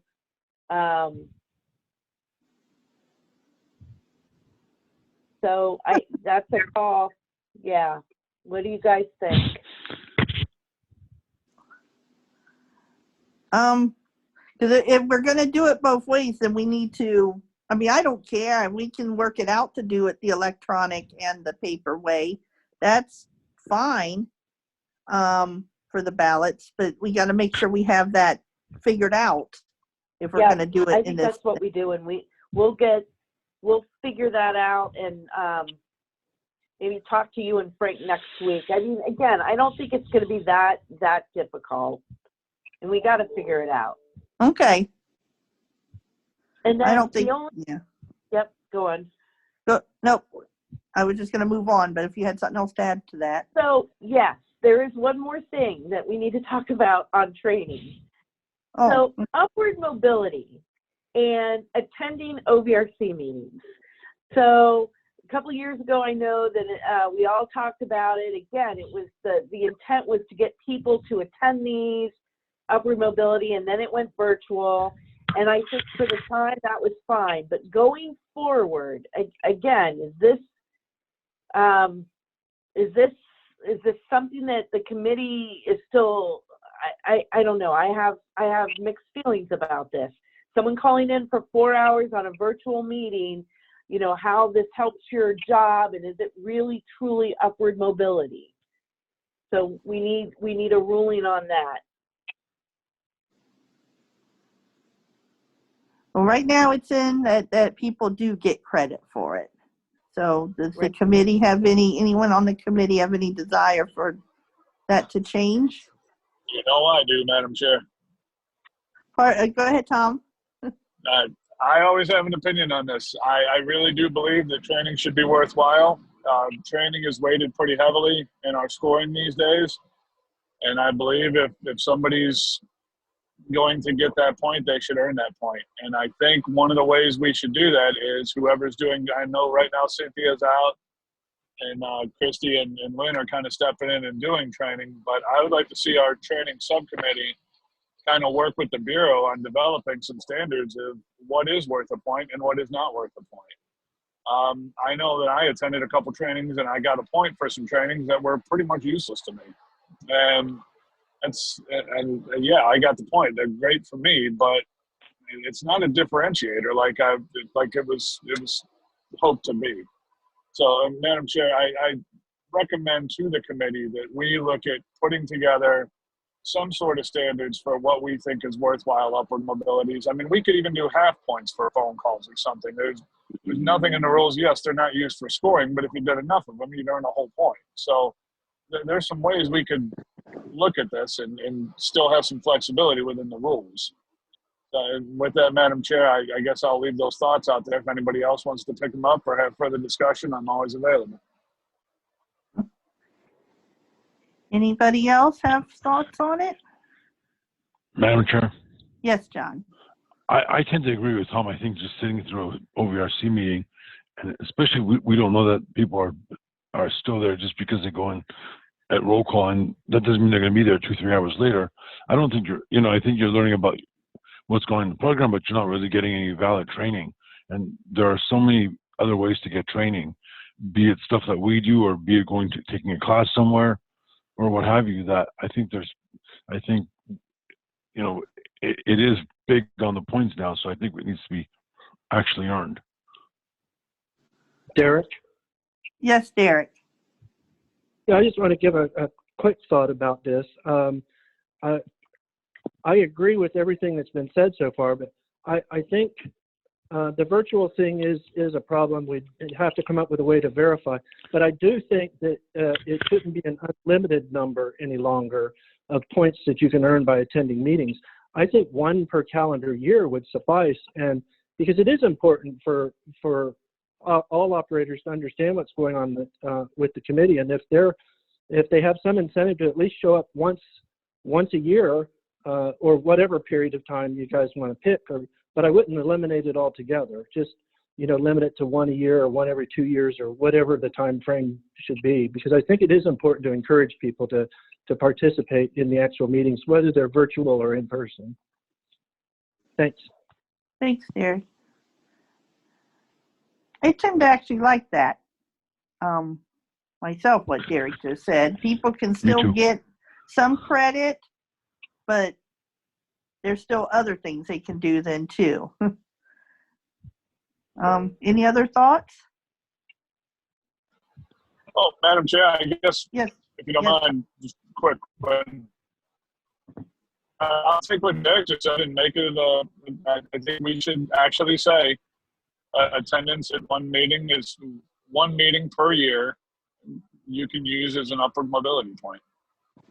Now, how we go through, because there was another good point a moment ago, and unfortunately I don't remember who made it, but there's really no way to verify if you sat through the entire meeting or not. And the goal is to not just get you to show up for attendance, but to be there for all of it and to comment through it and be a participant. So I think we'd have to work on how we actually monitor whether or not people earn that point. But it's something we can consider.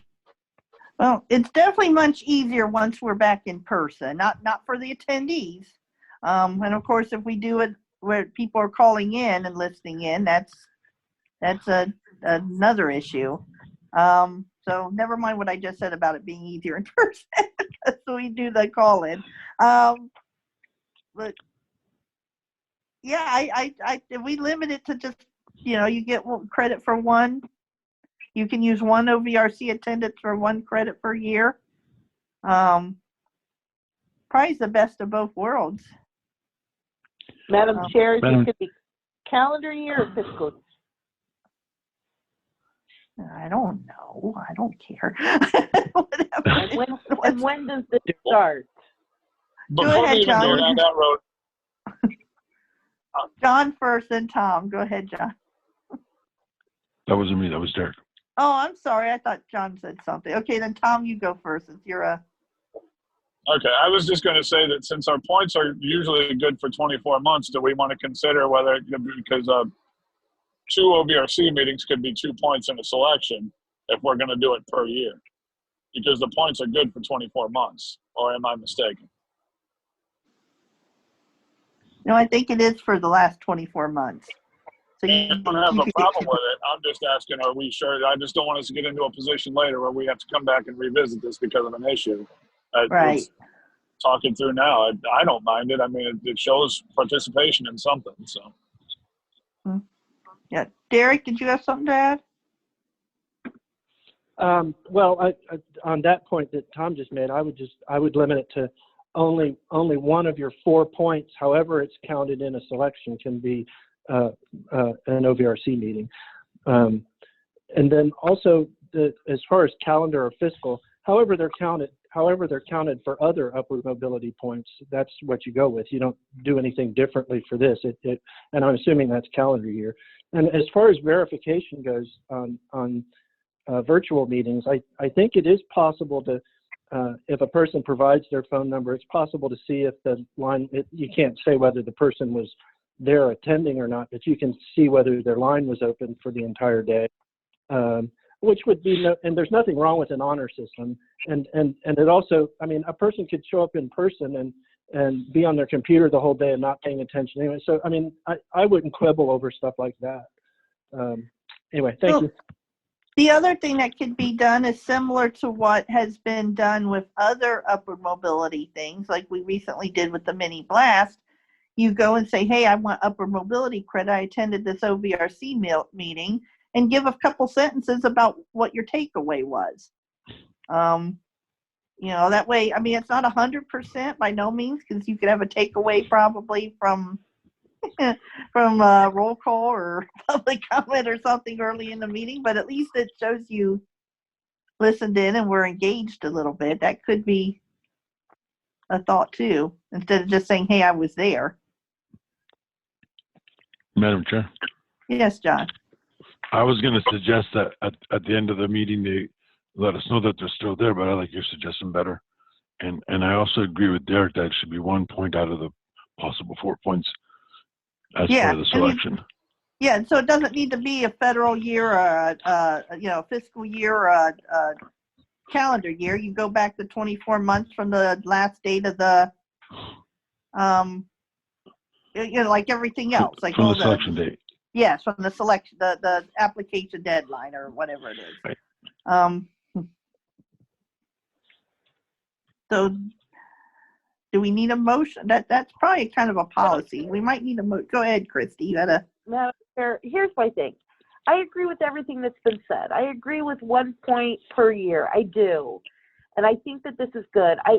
My only worry is right now, and if Johnny Mac's still on here, how does this affect what we've done in the past? Like, I think that we need to make it like starting maybe July 1st of this year, it'll count, or from this point forward, because I'm really worried now about selections this summer and what we did in the past and what we're doing in the future and how that, and I can't wrap my head around how that might affect that negatively. So I think maybe my suggestion right now is maybe we all just kind of like table this and talk about it next month and maybe come up with like really think of the implications for the postings coming up. You know what I mean? Mm-hmm. We could write something then too, instead of all this hodgepodging. That's probably a good idea, to actually write a quote policy up and have something concrete. Everyone threw some good ideas out there, so we can do that. Does the committee have any thoughts or objections to that? I have a comment. You go ahead.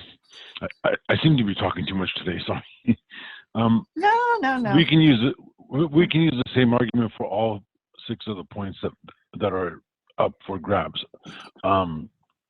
If they've never been to a meeting in the last 2 years, they still have the ability to earn that point in another manner. So I don't know that really matters personally. Right, I understand, but as far as, because we've said, going back 2 years or writing up a thing, it's probably, I like the idea of having something written and concrete that we can actually see and vote on. Everyone's brainstormed really good comments today, and Madam Chair, just is it Mark Wood? Is he the head of the training committee? Yes. He's going to regret not showing up today, huh? He is. And I'll be on anything too, so just Mark Wood is out at his facility. He had an emergency. Uh-oh. Well, yeah. All's okay. That's no good. Madam Chair? Yes, Julie. It's Julie. I'm sorry. I have a little cold. As for the counting of the people who are here by phone, there are some of us who piggyback, and so then the only way you would know they were there was in roll call. Okay, that's a good point too. So, like I said, we can do the whole thing with the we'll a little bit of the honor system, maybe a little bit of writing a couple sentences to say what Today at OVRC, I learned like your little essay thing, and go from there. We'll have something wrote up, and unless somebody wants to make a motion or move forward with that. I like the idea of writing up an actual thing so we're all on the same page. Okay. We'll move on into budget then. I know our budget group has had some meetings. Tom, I'll turn it to you. You've been the chair of that group. If you want to kind of talk about that. And Okay. Unfortunately, nothing has dramatically changed. We're still, I think, in some very cautious territory right now. I think John would agree. Derek, John, Jeff, Amy, and myself have had a couple of discussions. We're still working on the eventual goal is so that we can get a report from the Bureau that a novice committee member or just operator can take a look at and figure out where our program stands. We want it to be like if any one of us is given another facility's MOR and you look at it, give yourself 5 minutes to familiarize yourself with the numbers, you can get a pretty good idea of how that facility is doing and how that operator is doing in that facility. We'd like the same type of information to be available for our program. And Amy has worked with us to put together a couple reports. I don't know that we communicated as well as we could have maybe in the meetings, or that we had been clear enough, I guess, on what we were looking for. But I think we're headed in the right direction. And I'm sure a lot of you saw the information that came out the other day. We apologize for the short notice, but Amy did some last minute stuff for us to try to rework it. As far as money goes and where our program stands monetarily, it's no different than it was in the last meeting. We haven't found a magical pot of money. We haven't come up with a great way to save money.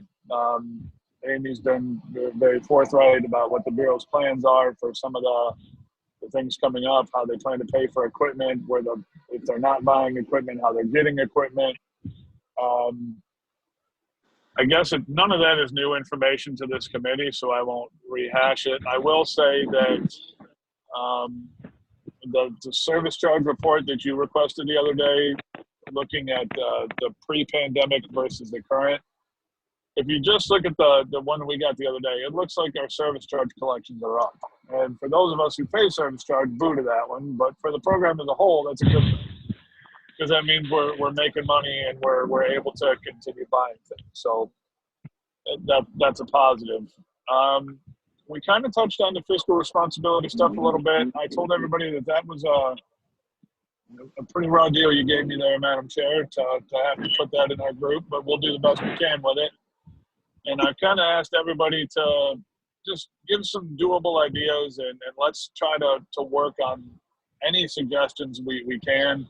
And of course, we went to looking at our big consumers. We always talk about the staff payroll. We always talk about the Schaefer contract and those types of things. And unfortunately, there's nothing new, but we are hopefully going to meet again here pretty soon. And I don't know what's going to come out of fiscal responsibility. It's hard to even define, let alone to do something with. So we're looking at it and we're trying to come up with ideas, and all of us are open to any feedback from anyone else. And I'll give John and Derek an opportunity to cover anything in a little bit more detail than what I just did, if they feel it's relevant to the committee. Madam Chair. Yes, John. So the reports that Amy produced this last week, there's some really good stuff in them, in that the revenue, we have like a revenue and expense report, which kind of looks like an MOR broken down into the major categories that the committee wanted to see. So that's a good step forward. She's also started preparing a report that shows the expected expenses in the next 60 days, which will help the committee know, what's going on in the next, couple months as well. And I do want to say also that service charges are definitely starting to go up, which I think is going to help a little bit. And that's all I got. Okay. Bureau staff, anything for you to add? Or Derek, you were on that group too. So anyone have anything to add? Okay, well, it's good Chris. things are going up. Oh, go ahead. Yes. All I want to say is I know Amy's worked hard, and she couldn't be here today, and she's, again, willing to work with that group as often as they want to get this right. We appreciate that. We do. And I like the idea of getting the forms easier. The quote MOR style form is just wonderful idea. That's something that, like Tom said, you know, something that any operator could pick up. Any one of us could look at another facility's MOR and get a real good, clear picture of that business during that month, and have something simple like that about the program would be, it's just great. Madam Chair. Yes, John. It's really hard because corporate accounting and government accounting are totally two different animals, as we call it in there. And some of it, especially like when you have to deal with the matching funds and non-matching funds, are very complicated. I still have issues with it myself. But some of the reports are always going to be difficult to understand for a lot of people, but we've made a really good progress in making some of them much more understandable, much more readable to a person who doesn't know anything about accounting or finance. And Amy has really been doing a really good job with it. Madam Chair, just one more thing, if I could, to wrap up. Yes. Thank you. All of the new stuff we're doing is not getting rid of old stuff. We'll still get the same reports we got in the past. It's just we're asking for some. I'm sorry, I'm getting text messages as I'm talking and it's disruptive, but we're asking for some additional reports, but that doesn't mean the old reports are going away. And I talked to Amy and I told her we're not trying to turn her job into budget documents all day, every day. And she said a lot of this stuff is really no big deal. We just need to tell her how we'd like it presented. So she's been very good to work with. She's been very accommodating and very helpful. Good. Okay, all that being said, there's nothing else to add about the budget themselves, so we can kind of hit on some of these issues that I know are budget related that I have on the agenda here. The universities, where we stand. I have general university update, but I know some of the hot button ones are, of course, the ones that have been every month. Ohio University, Akron University, Cleveland State, Cincinnati, all of these. So where are we on each of these, or any others that might be out there? Sally, Madam, you're usually there you go. Yeah. The go-to Lucky for me. this. So we'll start with UC. Rick Shantz, our new chief legal, is working with UC's legal and letting them know that we're going to move forward with a hearing. University of Akron, the RFP has been out there, and Rick read the RFP and felt very good about it, about the language in there. And he's also been in contact with their legal department, and they understand that essentially that pop vending is going to be ours. Until it's in writing, I'm not going to celebrate, but it sounds like they understand the law and are moving towards that direction. Then Did they not put in there, or because from what I understand, I haven't seen it, but from what I understand, they actually put in their RFP for pouring rights that whoever's awarded that we're going to do the vending. So not in so many words. They did cite the law, and they did reference that whichever pop company got that would be working with BSCI. And I was a little confused, but like I said, Rick felt really good about it and reached out to their legal department, and it sounds like everything's driving. Unfortunately, the main guy that's handling this particular RFP in their legal department, he was off, but Rick's still going to reach out to him, I think, Monday when he's back. Okay. But if not, we're prepared that we'll go forward with a hearing with them as well.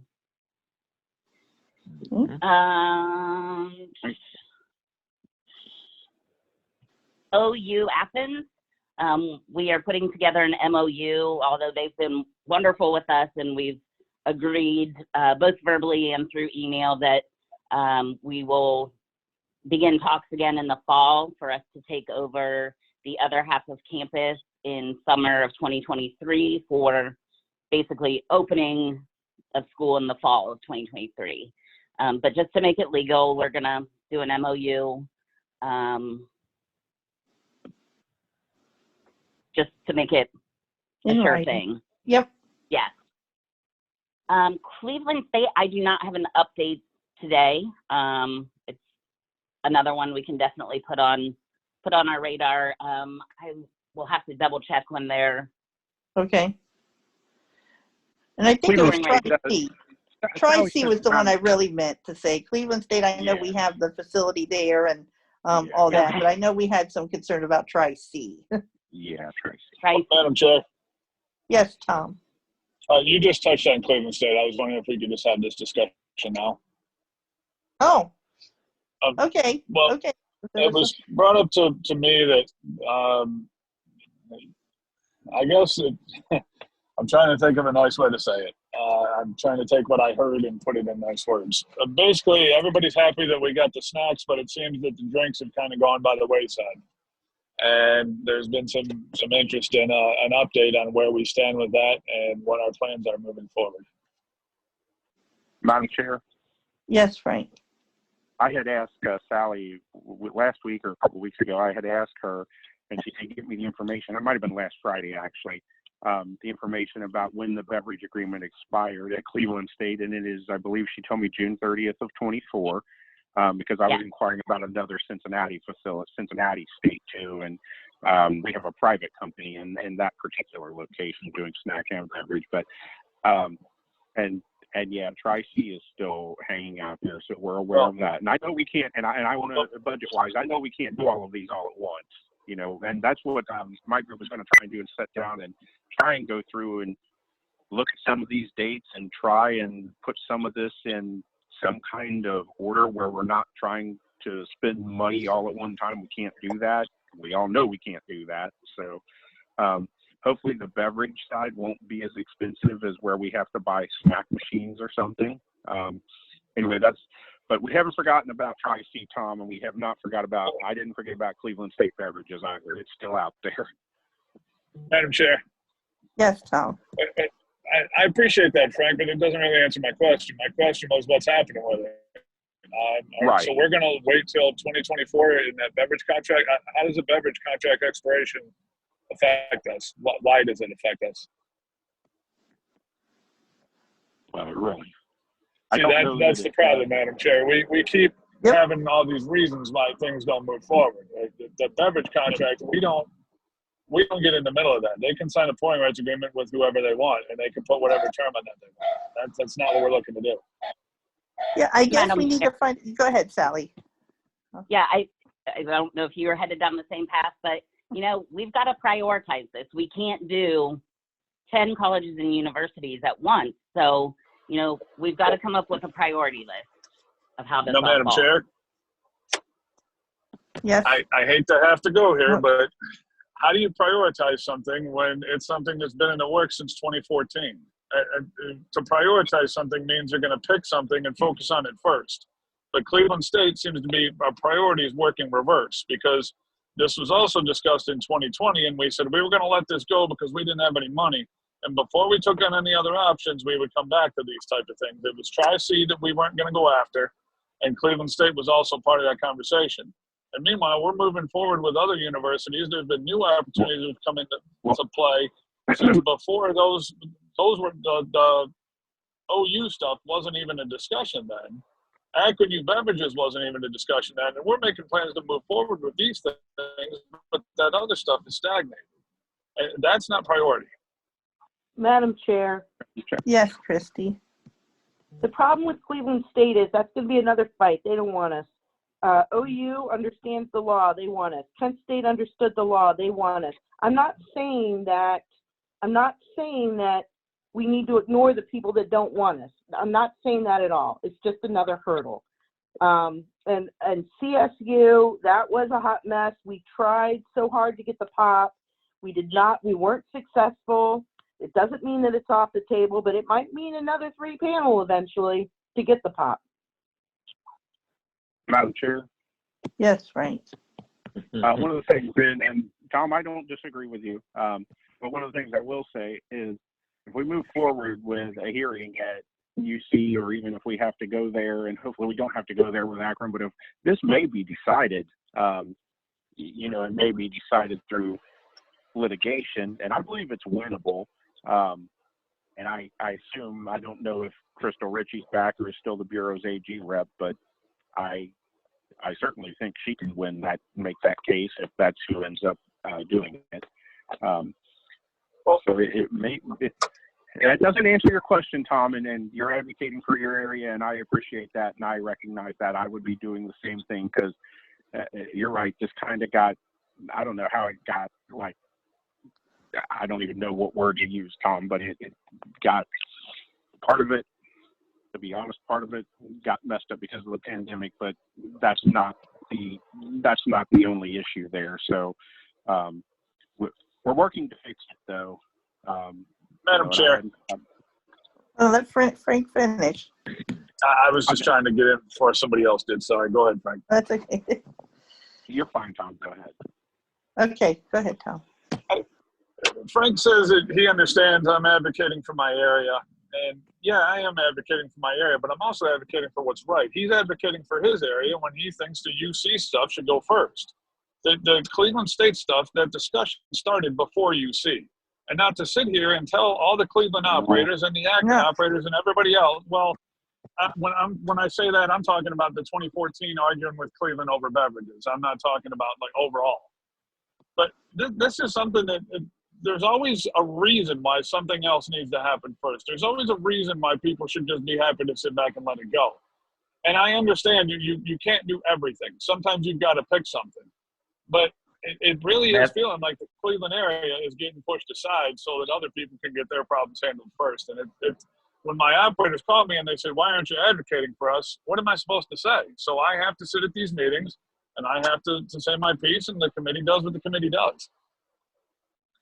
Madam Chair. Okay, we're not going to go, I don't want to go down the road of one area versus another area. We're one program. We had to select one place, at least to start with, to go for, to take somebody to the 3-person panel. The committee voted at a previous meeting to do that at the University of Cincinnati. Should we have done that at Cleveland State? Probably. Should we do that all over the place? Probably. But every area in the state, we could probably point at something or another we haven't gone for. And I don't want to pit one area against another. So we're going to stop that part of the conversation. But we need to, as a program, continue to move forward, because universities are one saving grace at the moment that we're going to have. And we're fighting. She's already said University of Cincinnati we're moving forward on. We're not going to ignore Cleveland State. We're not going to ignore Wright State. We're not going to ignore Bowling Green or any other university in any other area of the state. So we hope to be victorious. I think if we are, and I think there's a very good chance the law is on our side. You never know how a panel will see it, but the law is very clearly on our side. That it's going to be good for everywhere.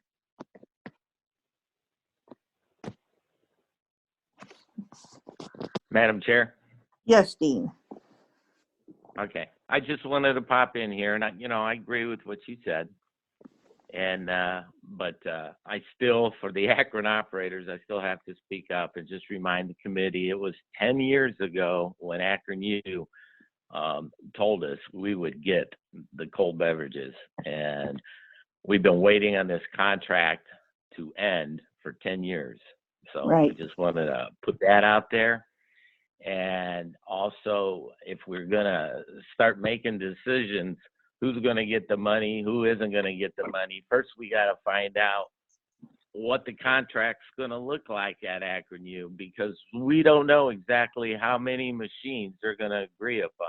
We don't know if everything is gonna be branded machines and there's gonna be virtually little cost to our program to take on the cold beverages. So I just want to bring that up there because there's so many unknowns. Okay? There are. There absolutely are. Yes. So, we're going to try and plot through things. Every one of us sitting here, especially those on the committee, wants the program to grow. And we're all committed to that happening. If we weren't, we wouldn't be here. So we're going to do everything we can to get there. And we're not prioritizing one area over another. We're not picking, saying, we like this part of the state better than another part of the state. We're not ditching anyone else. That's not anybody's intention on this committee. And it's Madam just Chair. the way things worked out. Yes. Right. I'd like, if the committee Tom, votes, or yes, ma'am, the committee voted and or suggested to the Bureau that we leave Tri-C alone in 2020 because we were broke. And the reason, and I spoke up at that meeting right there, and I said, I can't sit here and say, let's do this, and then have another opportunity come up, and that gets done before Tri-C does. And the committee agreed, and they said, no, that's not going to happen. We're only putting this on hold because we don't have the money right now, but it'll happen. And now 21 came, and now 22's coming, and the last I heard, we were talking about giving them another year. And I'm not saying another part of the state is being prioritized, but I am saying that there's things that we had next in line that have now been pushed back. And at some point, we got to go after those things. And the reason we have to go after them isn't just because my operators, it's because it's a discussion we started having with a potential business partner a couple of years ago, and we've asked them to please extend your contract for another year, extend your contract for another year. At some point, we got to do this. And at some point, they're going to look at us and say, you guys have been messing around. I don't think you're serious about this. Maybe we'll have to go to court over something we could have gotten without it. And that's what I want the committee to, I guess, consider. And I know these new things come up and everybody's like, this is so easy. We can take it today. It's no problem. I get it. But there's other stuff out there, too, that we had agreed to take and that people were expecting to come online, and it never did. And we can't just forget about that. Or will we? Tri-C, we did not get an update on Tri-C yet. We did talk about Cleveland State and everything, so we know that's probably going to be a fight to get that. So Sally, in all this discussion, you were still giving your report on it. What about Tri-C or any others that you had? Madam Chair, Tri-C had to move on. They couldn't wait for us for this coming fall. So they've extended their contract another, I believe, year. Okay, that's unfortunate. It's Tom's right. It is. That does But make what us they'll look. say is they, sorry. It does make us look bad. Tom's absolutely correct on that.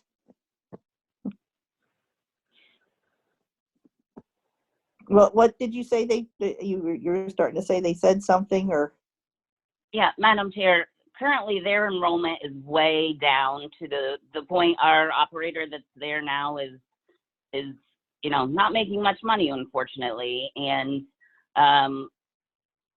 something that might be of our benefit is to give this another year or so to build enrollment back up. Do we have any kind of MOU or anything with them similar to what you talked about with Ohio University Athens? Madam Chair, I do not, and I'm not, Tri-C I'll really have to dig into to see what's been done in the past, but I will bring that to legal's attention as well. Because that would be good if we can at least get something on paper, the same thing as OU, that if we're going to put it off another year, that we get something in writing that says it's ours to have that. Yes, Tom. These things always get me grief later, so I guess I just wanted to take a moment and say that the enrollment at the East Campus is down. The campuses we're talking about are the Central and West Campus, as well as some satellite stuff. I don't know, and maybe Sally was encompassing those in her statement. I don't know what the enrollment is there, but I know the East Campus is a bit of a unique part of that overall organization. So just because their enrollment is down doesn't mean it isn't the other two campuses. Madam Chair, the grants are Yes. confirmed it's that way at all campuses. Okay. But yeah, we can get some kind of plan in place for them. Like I said, an MOU or something.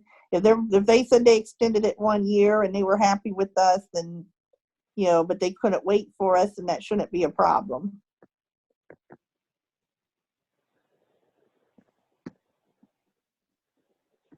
Okay, any other universities or talk on those? Madam Chair, Yes, Frank. I have a question about Tri-C, just Mm-hmm. because for whatever reason I don't remember. At Tri-C, do we need to buy snack machines there, or are we just taking over beverage? We're taking over additional, so my assumption is we do need to buy snack machines for Tri-C as well, I think. And I just wanted to ask if I was correct. That was the only question I had. Madam Chair, that is correct. Yes, sir. Okay.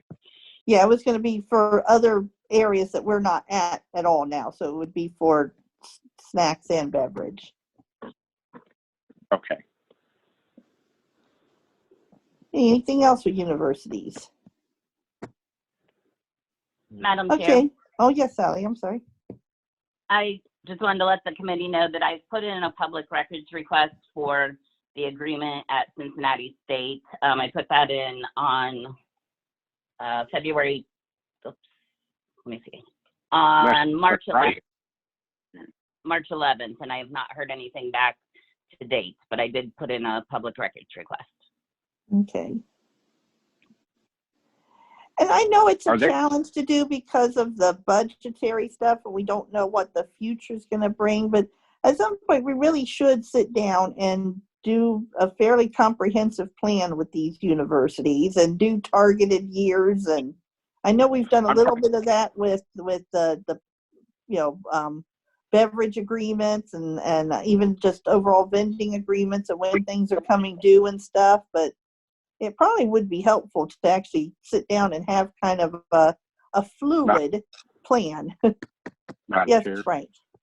That's what I'm going to have my group actually work on and try to get together and come up with, and then bring it to the committee and see what we need to change or what's good, what's not good, and it's probably going to take some time because no matter what we do or how we do it, somebody's going to be unhappy. I may even be unhappy. Who knows? Right. I know. I understand. Madam Chair? Yes. This is to Frank. Frank, I would be happy to work with your group on that. I've already got a spreadsheet that has dates when contracts are up and different things like that. So I've got kind of a starting point for us if we want to schedule a meeting. Yeah, I'm going to get that done. I don't know if I can do it this coming week because of previous appointments and everything, but after that, I hope everything is going to work out good. Okay. Good. Okay, so let's move on then to insurance. We have the Bureau has asked the committee here, and the committee turned it down for operators to pay for their own insurance. We know it's about $50,000 annually, thereabout for the insurance. There was some talk because that is not, if we spend money on that, we can't match that money. So it costs quite a bit more. Well, in the meantime, I kind of thought about what we could do about that. And I was wondering, we have this other money, people said it was $240,000. I don't know the exact number, but it was this money that was given to the program to reimburse us for the losses of initial inventories. The federal money that we got, that Ohio Office of Budget and Management gave, granted our program to have to make up for that loss. So we have this pot of money, And I start thinking about it. Why don't this 1 year we pay the insurance out of that, which is to be about $50,000 out of that, so that we can match all of the other money. That's $50,000 more that we can match. I believe at the last meeting, Amy said that would make another net 186,000, something like that, to the program, that we'd be able to have this 1 year. So I thought it was a no-brainer to do that, but I thought maybe we should talk about it and see if we can pay the insurance out of that other fund, and then we can fully match everything and get another 180-some thousand dollars to the program. Any? Madam Chair? Yes, Christy. It's Christy.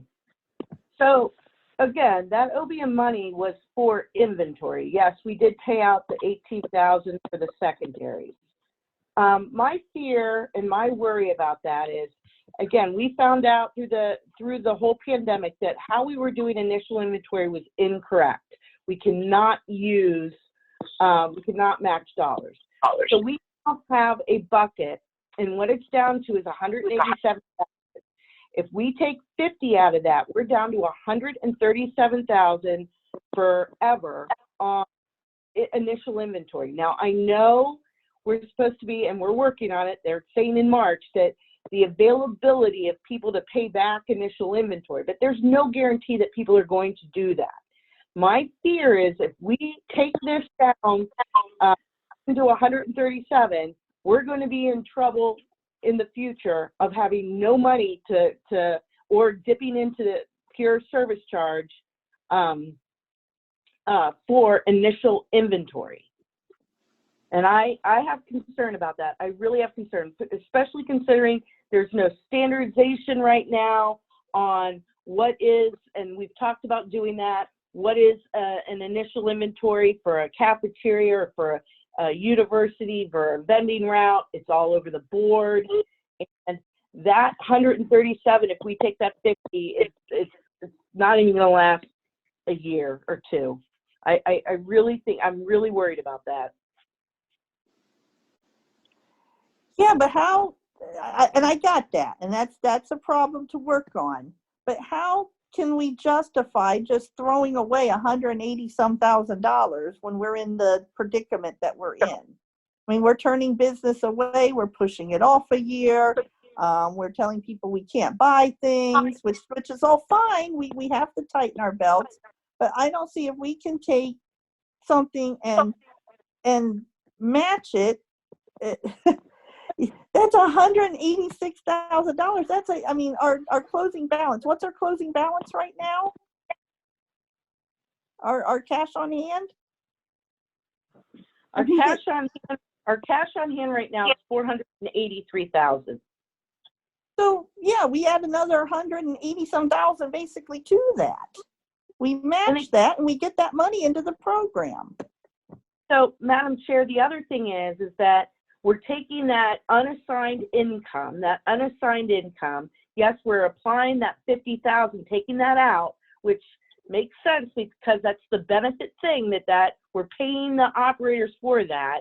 We will still have some money left in there to match that we plan on doing. The excess of that fund, we can still match. So it's not like nothing's being thrown away. And again, I do not like taking the initial inventory bucket down any further than what it is. At our last meeting, when the notion was to have operators pay the insurance, Amy said that if we found another way to pay for that and could take that $50,000 and match it, that we would have had the money to pay to go to OU. So she said we would gain $180-some thousand to the program. I do not see where we can throw that away in the financial straits that we're in right now. I understand you're saying about that we'd still have some we can match, but not all of it. This is additional money we can get into the program. And I I don't understand how we can throw that away when we can pay this out of another fund. It just seems senseless to throw away that kind of money. But other people, if you do, I'm talking a lot, so.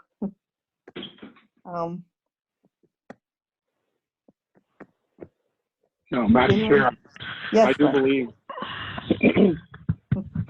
it is a good idea. I do believe we need to figure out how to do it, and maybe even target how that money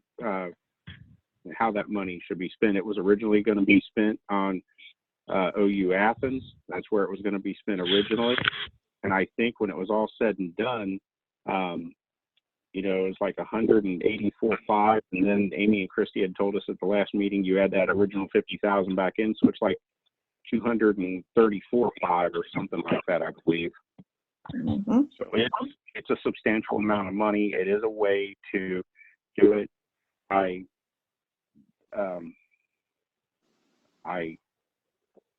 don't know how much initial inventory I'm sure at some point we'll have to buy some, but I can't see us spending $100 and something thousand all at once on inventory, though. I would hope not.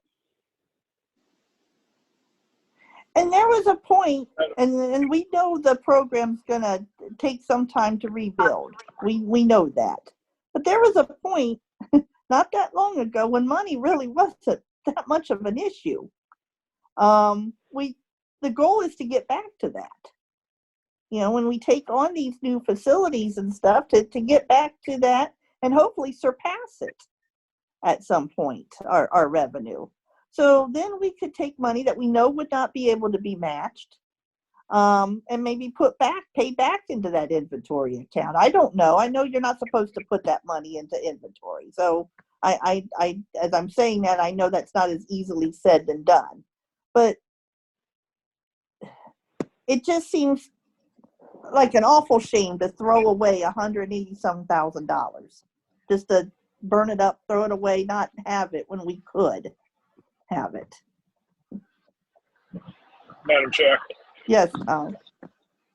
I don't disagree with anything you or Frank has just said, but I do want to throw out there a cautionary note that if OU does happen, Akron U does happen, Tri-C does happen, something else large happens, we could be talking about between 60 and 80,000 in initial inventories right there. So we wouldn't want to take all of it. We definitely want to have something sitting there for those things. No, we don't want to take all of it. No, we're talking about $50,000 to pay for this year's insurance. Okay, I wanted to make sure it wasn't being taken for the broader, let's wipe out that whole account and do this or that with it. No. The Bureau is obligated to pay $50,000 thereabout to provide liability insurance for all of us. Because of that, if they use the money for that purpose and it comes out of any other fund, they will not be able to match it. So if they pay that $50,000 out of this fund, they can match the $50,000 that they would have used out of our standard fund, and gain another $180,000 to the program. I thought you guys started with the 50 and then expanded to all of it. That's where I was. No. I understood that. One more thing. The 50 that's going for the insurance. I was going somewhere here. Now I lost my complete train of thought. I'll give the floor back. Never mind. Okay. Sorry about that. I mean, it's just throwing money away. I don't get, I understand the concern about the inventory. I do. And like I said, that's a problem we can all get together and fix. But I can't for the life of me figure out why there's any conceivable reason we would throw away 180,000 to save 50. I got the thought back, Madam Chair. Okay.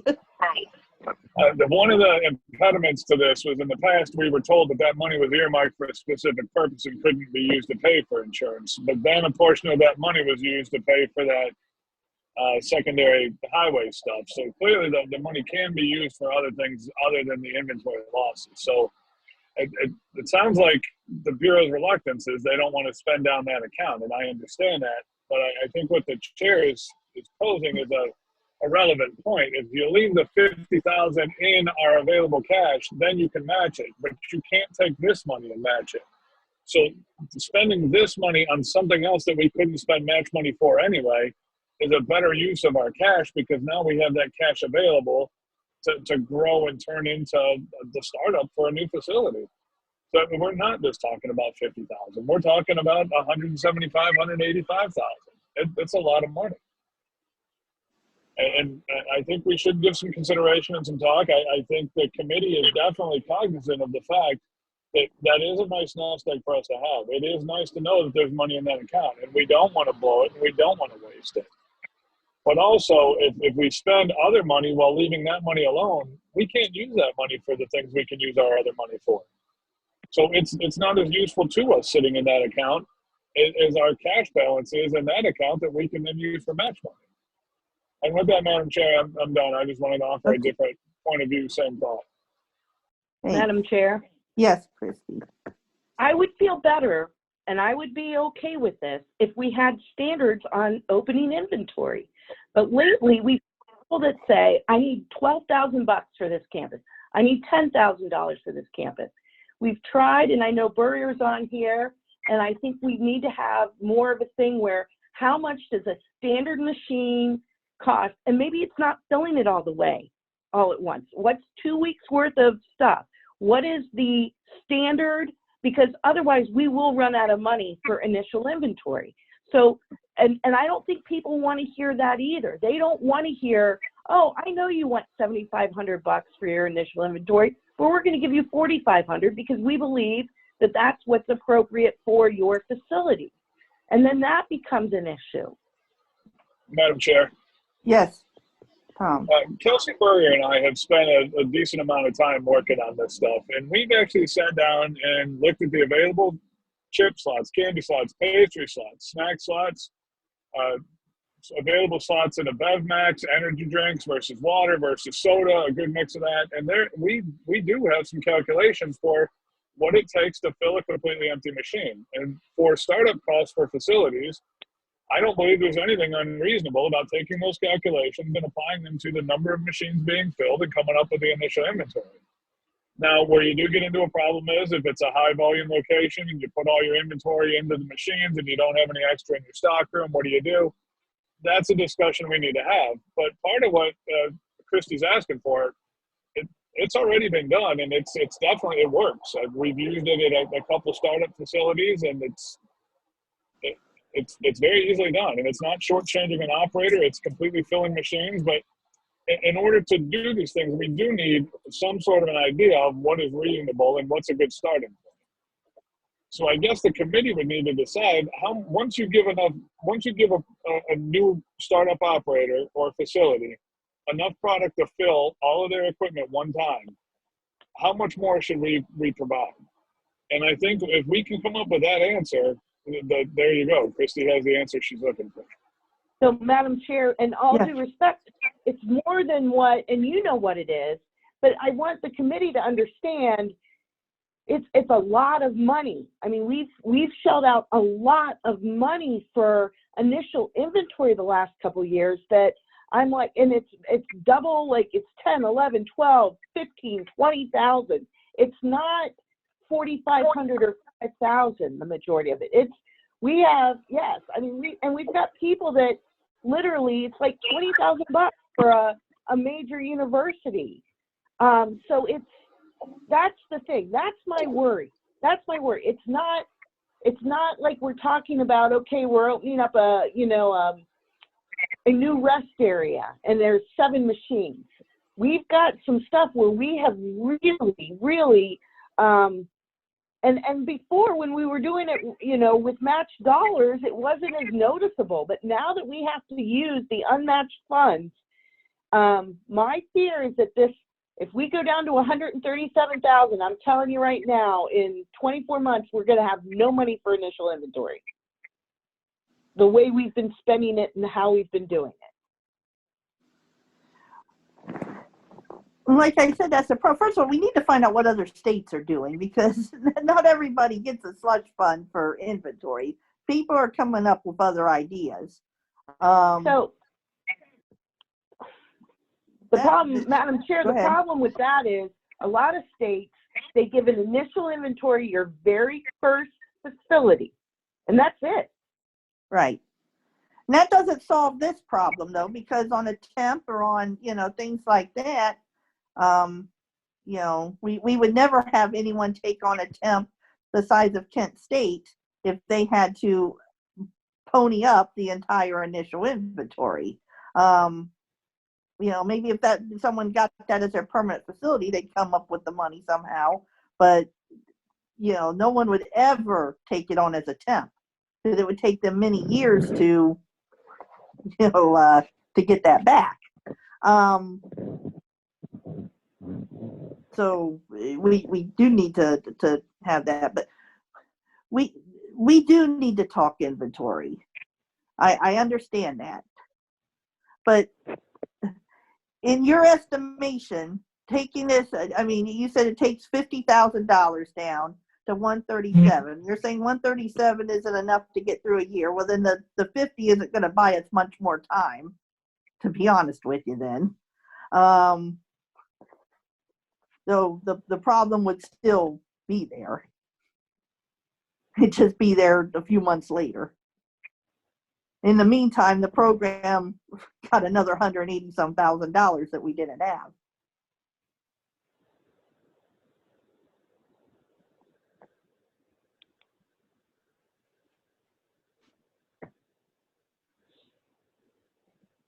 So, anyone have any other thoughts or would like to move on anything? Make any? We can we can try a motion, Madam Chair, and see where that goes. I may need some help with the language here, though. Okay. The motion is to use $50,000 from the how do I want to word this? Inventory fund. What is that fund called? Do we have an official name for that fund? It's called the OBM monies. The OBM and initial inventory reimbursement money. That way everybody knows exactly what it is. Right. That we spend $50,000 from that fund to pay the liability insurance for operators.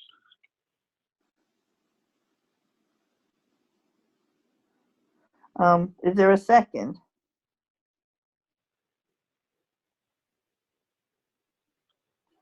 Madam Chair, I'll second for the purpose of the discussion. Okay. Thank you, Tom. All right. Any more discussion? Madam Chair? Yes. I'm really torn on this one because it's just putting a Band-Aid on a problem, because next year we're going to have to find another way to pay for that insurance. So I don't know what we're accomplishing in some ways. So I'm really torn. I understand. I would say at least we're accomplishing for this year, get another 180-some thousand into the program. Right. And I know that doesn't solve the problems forever. Madam Chair. Yes. I don't disagree with you about it. It makes more sense to spend it.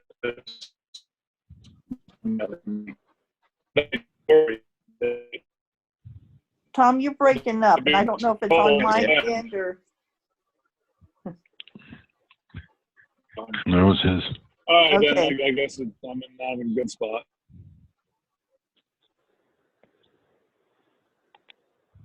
Madam Chair, I didn't hear Tom at all. Yeah, we didn't hear your point, Tom.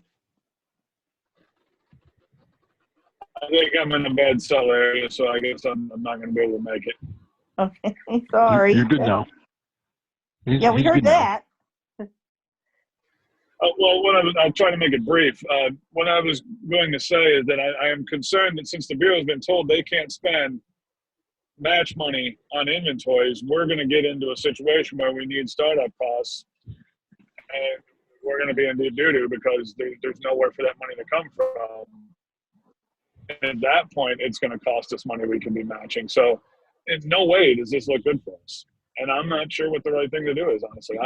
Part of me says leave that money in there so that we have it if we need it.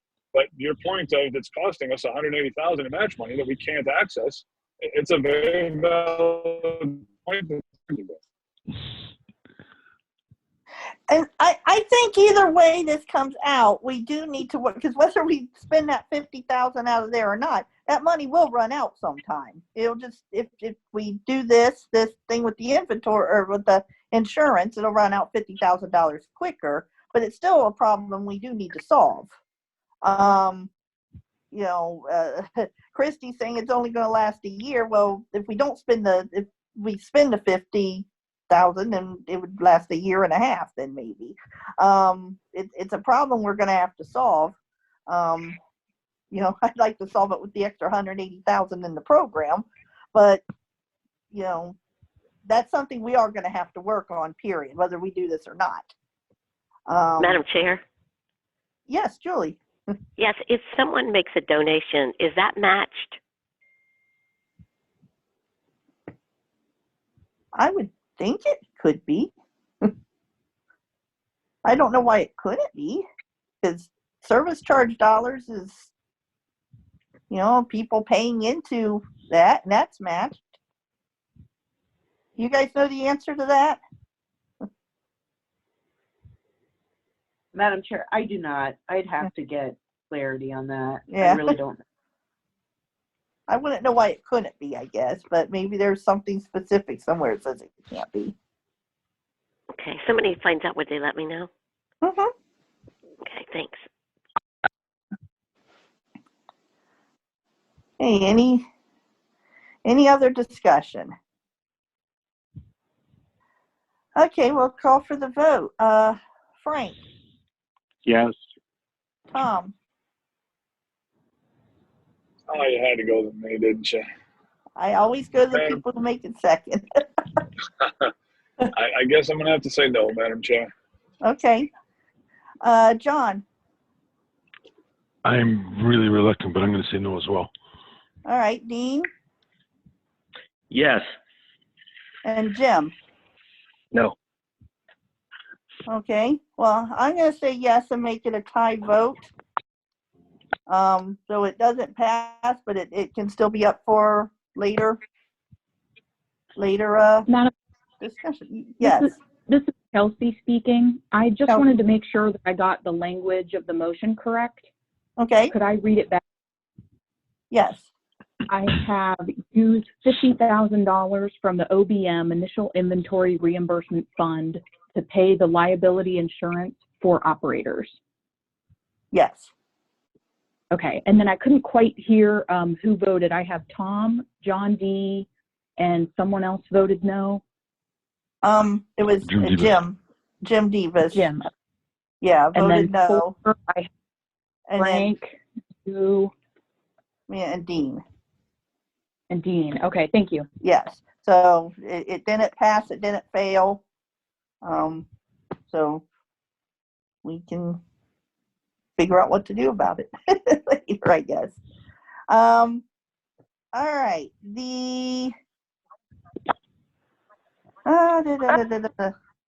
Let's go ahead and do the since we're talking budgetary stuff, this a quick update on the card reader replacements.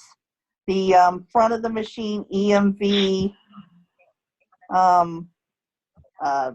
acceptors. Sally, you want to kind of give us an update on where we are with that?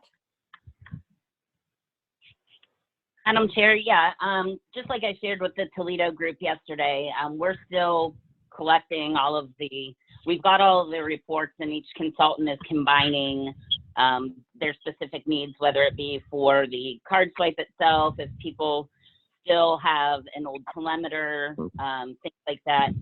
Amy did a preliminary, but it didn't include everyone's numbers yet, but we were up to like 240 card swipes. Okay. So we still have more to go. So that's going to be I just put that on there's not really any action for us to take, but I just wanted to put it on the agenda so everyone's kind of aware of this expense that, we have out there. Kind of an unforeseen expense, but if we stayed at the 250, it's $100 per, plus the service call to do it. Now, there's been a few that we may not have to buy 100 of them. Some people's talked about some of the facilities that shut down. We might be able to use some of the, if we have any laying around, newer ones. There might be a few of those to replace, that we already have. Or if some people have facilities that don't ever do the contactless, they may choose not to replace them at this time. But it's going to be close probably to that 250, if not a few more. So did anyone have any questions or comments about that? Madam Chair, I do. Yes, Tom. This is one of those things that I understand it's something we have to address, but I feel like it's being made into a bigger issue than it needs to be. And when I say that, everybody always go, well, what do you mean? We got a thing that doesn't work. But I want to put it in perspective. And I'll use Kent State as an example. I've got 100, we'll say 110 readers out there. Let's just say 100 for just clarity's sake. There's 100 readers out there. 20 of those readers need to be updated because they're not compliant. But those cashless sale or those contactless sales are only about 13% of my total sales. So only 20% of that 13% will not work when the customer tries to tap their phone. And I would say out of the 20% of that 13%, 50% of those are going to swipe their credit card. So there's a big push by some folks who think that their readers are going to stop working and their business is going to tank. But looking at my numbers and looking at that example, it's a very, very small portion. And it really is, in my case, 20% of 13%, which I should have done the math to see what that is, but it's negligible. It's not a big deal because I do believe when a customer's phone doesn't work, they're going to swipe a card. Will there be some people who don't have the card? Yes. It will definitely cost us some sales. But with our financial state of our program and all the discussion we just had about insurance and everything else, here we are making an elective purchase essentially for a convenience feature that honestly I don't think should be at the top of our priority list. Thank you, Madam Chair. Madam Chair? Yes, John. I think it needs to go based on individual situation because at the SEC they use them a lot more than they do like in the office buildings. So I really think it needs to go on a per case basis, and a lot of them probably don't need to be done, but there are some places where they do need to be done, and we can tell that just by looking at our sales because it shows us what kind of device they're using or what kind of cards they're using or whether they're doing contactless. Right. And that's why I said there's going to be some that we choose not to do them. And Tom's point was well made that they may be a lot of those machines there that Tom says that, hey, that this one has only had, $10 in the last year on contactless sales. So yeah, we wouldn't spend for that one. So it is going to be a mix. Some facilities do use a lot. Some don't.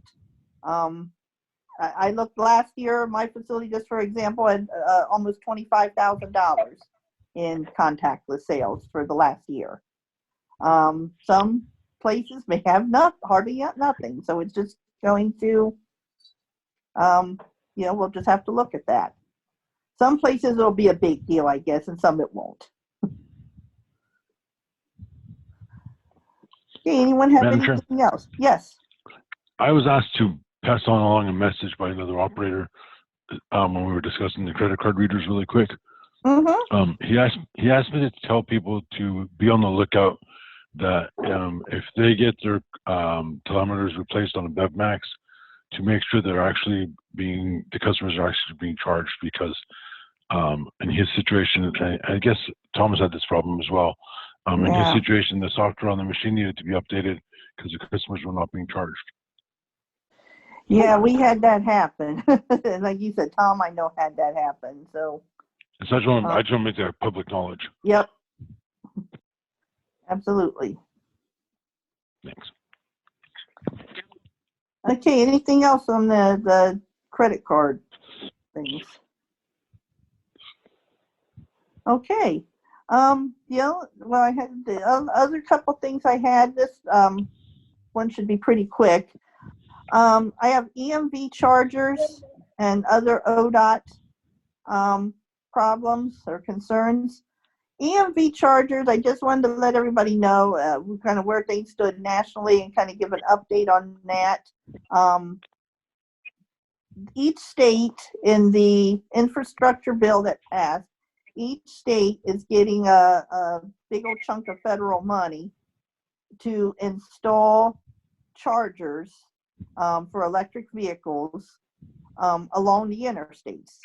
And some states are choosing to do those at rest areas. The states have to pony up their match to get it. It's just like we do in our program. You know, you got to pony up so much and then you get that money matched to you. And so I asked Christy to check with, because we need to have it kind of an idea whether ODOT is having thoughts about doing that in Ohio. I didn't think all along they probably did, but I asked Christy to ask about it. And Christy, you want to talk a little bit about your talks with ODOT and what their thoughts were with that? Sure. So I've talked to one of my contacts, and this is still early. All of this stuff is coming in. I believe all of the Department of Transportations across the country have to have some plan into the feds by August. And again, they have to pony up 20%. My impression from our ODOT, they don't have that money. They don't have the 20%. The infrastructure, I think that there's a lot of requirements in the bill. Like, you can't just put one charger at a rest area. You got to put, I think, a minimum of 4, just the infrastructure, all of that. So I think, again, the other options are at truck stops or at Flying J's. I know countrywide too, like how long it takes to charge, and does it make more sense to have them in places where there's rest and other fueling options, gas, diesel, whatnot. So as of right now, my impression that they are not looking to put that at rest areas, but I have told them that if they are, that we need to be included in the conversation.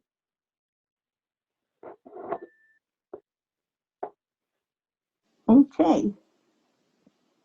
Yeah, that's what I kind of figured Ohio would go to.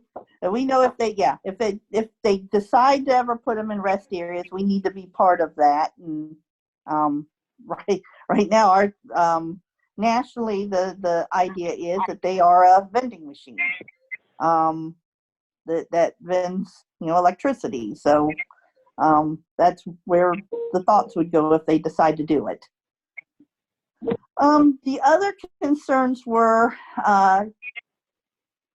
we are having some trouble, and this is kind of an old issue, but it's kind of escalated in one spot with building maintenance at ODOT. And I don't know that there's anything the committee can do about it today, but people should be aware. I know there's some back and forth about who takes care of the outbuildings where the vending is at the rest areas. And we're having one facility in particular that's just flooding and all kinds of problems, and we need to worry about what we're going to do for this person. Christy, you want to give a little bit better update than I just did on that? Sure. I believe this is Guernsey County, and it's flooding. The building, anytime there's a major rain, it floods from the back of the building, goes in the building underneath the vending machines, and then it kind of pools there. And it's a hazard. It really is a hazard. And again, even if we had all the money in the entire world, which we don't have any money, you know, RSA is very particular on what we can and cannot spend money on. And I will tell you, like, our relationship with ODOT right now is not great, and they're like, yeah, not our problem, pretty much. But they have been nice. That district's been nice, and I think now that it's getting warmer, they're looking at like digging a ditch. But however, that's just a Band-Aid. It's just a Band-Aid. So I've asked and requested a meeting with ODOT. I'm waiting to hear back from them. I mean, we don't know, like, does the building need to come down and it just be outdoor machines on a pad? We did buy water stock, and Sally had that great idea, and it soaks it up, but now it's soaking them up constantly, and we're buying more. It's difficult for the operator to dispose of them. Again, ODOT's like, yeah, we're not disposing of them. So everything that we've done has just been a Band-Aid. We're worried about it being a hazard, a safety hazard. And this is just one. There's a couple more of the out near the same area, same issues. So these buildings are coming to the end of their life, and we're going to have to come up with a plan. We've got the issue, the short-term issue. You know, long-term, I don't know if it's something that us and ODOT goes to the legislature and says we need to replace these buildings. I don't know what that looks like, but it's, you know, it's a priority for us right now. We don't want anyone to get hurt. And I said, I don't know if we have any answers today, but I wanted everybody to know about it. Does anyone have any thoughts or comments? I don't know what happened, why all of a sudden. I mean, maybe it is just the building, you know, getting old, and why all of a sudden we're having flooding issues there. I know it's been wet, but. What about a sump pump?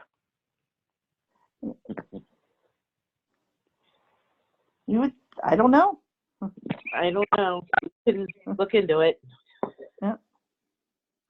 It's got to be a reason why it's flooding now. They changed something with the drainage, or, you know, maybe the roof's. I don't know. They said maybe just the building's old, but we never had flooding before. Now we do. So there's definitely a cause. There's a cause for it, and we got to find what the cause is in order to fix it. If they've changed the landscaping or removed trees or did, you know, who knows? I don't know. Yeah, there's a cause for why it's flooding, and that's what we got to find. Why it is now and it didn't before. Madam Chair, is anyone looking into the cause? Because I mean, that's basically the answer is. Yeah. Is the bottom of the building crumbling? Is it coming from the roof? Is it coming? You know. Yeah. Do we know? I mean. Yeah. Is it as simple as putting some grading on the back of the building so that it goes down instead of up?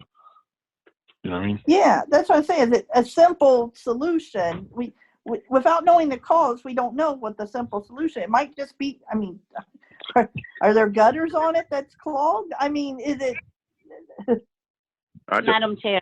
Yes, Sally. ODOT District 5 has been wonderful with us with this. Actually, they constantly clean out the gutters. They have, you know, tried putting like metal sheeting on the building. What's happening is the building is literally crumbling, and it's coming in through the back of the building, running underneath the machines, and then pooling. So it's like the door is rusting off the hinges. It's a mess, a total mess, and we've got 3 of them. They're all in Guernsey County, but this one on 70 eastbound is the one that is really suffering.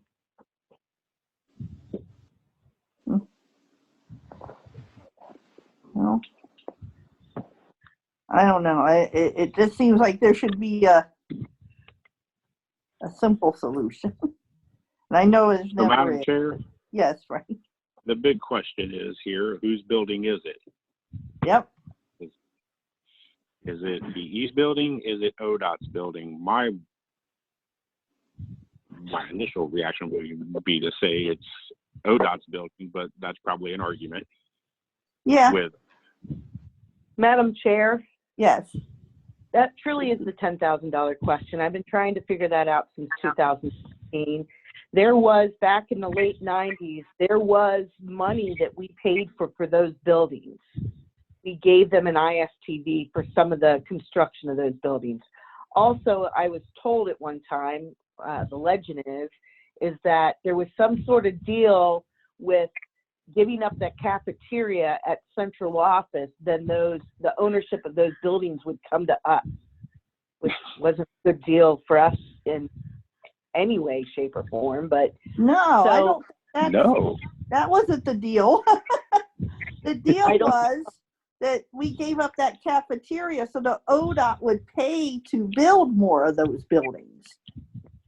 And so none of that's in writing. Now, side note, that cafeteria is no longer open. They've closed that permanently. So, yeah, we never gave up or wanted those the permanent for that. I wish Jeff was on here. He'd know a little bit more about that than I do, or even Chris, or I don't know, John Canaday, or some of the ones who's been around a little bit longer was involved. But I'm pretty certain that was the deal. It didn't have to do with ownership. It's not in writing. Yeah. But yeah, we need to come up with something, because those buildings, as much as ODOT might not like to admit it, or us, they're a joint benefit. They are as much of a benefit to what ODOT provides, meaning the services to the traveling public as part of the rest stops, as they are a benefit to what we provide, which is a business opportunity for a blind person. So, it's a symbiotic, mutual, beneficial relationship.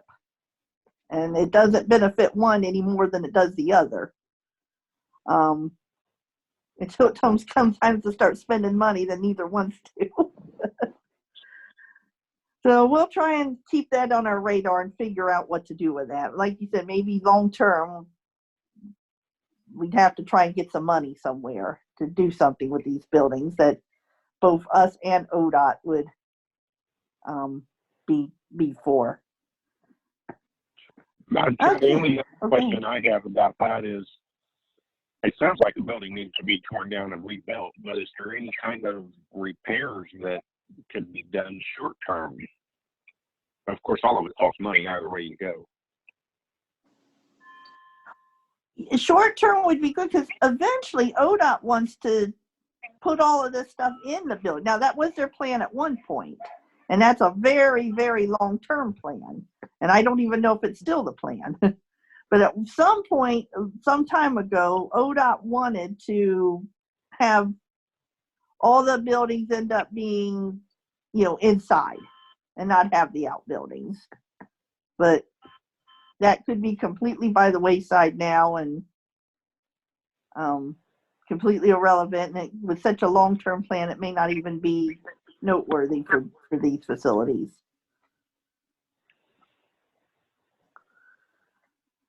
But yeah, it seems like we could get some, if it's crumbling there in the back where the water's coming in, some, masonry work or something back there. And like I said, who pays for that then? We don't know. Madam Chair, Yes. our consultant out there also tried to get some quotes on what it would take to fix that. And basically, no one that we found is willing to take it on. Essentially, the way this building is built, you have to remove the roof to replace any of the walls or panels, anything like that. Gee.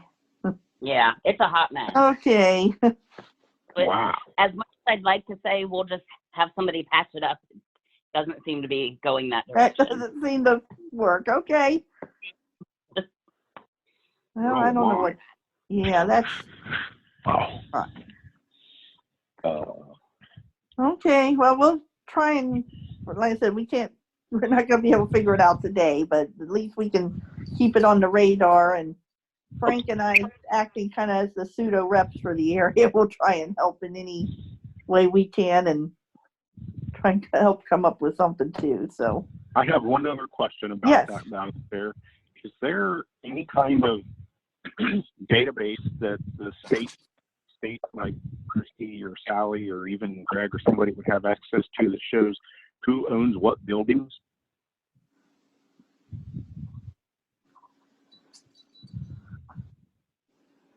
Madam Chair, not that I'm aware of. I don't know if Christy knows of anything. No, Madam Chair, not that I'm aware of either. Well, you guys see where I was going. Yeah. Here's the thing. I don't see how we can own the building if we don't own the land that sits underneath it. You know, that's all ODOT land. It just, but, you know, like I said, they don't want to spend money on the building. So that part might be somewhat irrelevant, but. Well, yeah, and the problem with that, Madam Chair, is they could look at it and go, well, if we're going to make this big money on it, we'll just close it. Yeah, but like I said, I don't think they want to do, they want this service. This is a service being provided to the public. Yeah, there might be individuals at ODOT that says we don't need it, but ODOT wants it there as much as we want to be there. We provide a service. A crucial service for the people that are traveling there, and the trucks that stop there and need to stop there for their rest breaks, and you know, the parking and all that. So you know, we learned that we were essential when things happened this last couple of years. Yeah, in the meantime, we do have to find a way to find a solution. Good grief. Nobody can keep working in that kind of mess. I don't know what it is, though. I don't either, but all right. Well, the other thing I had actually on the agenda that I know we have a couple other issues that people wanted to talk about were forms. And there's a couple proposed changes to a few of the forms that we work with. Christy, you want to hit on those? I was going to hand this over to Sally. Oh, okay. Yep, Madam Chair. Yes. I just updated a couple of forms compared to the new rules.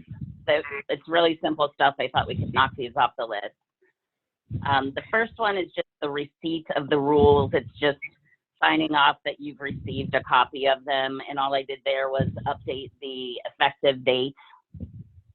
So no big change there. But since you guys have to sign it, I thought we better point it out. Yep. The next one is the opening statement. I don't know if you guys have ever noticed, but the back page was all sorts of things that were outdated, like a cigarette license, like a tobacco license, things like that. So I essentially just took that back page off, and then that's really all that changed. I condensed it down to one page.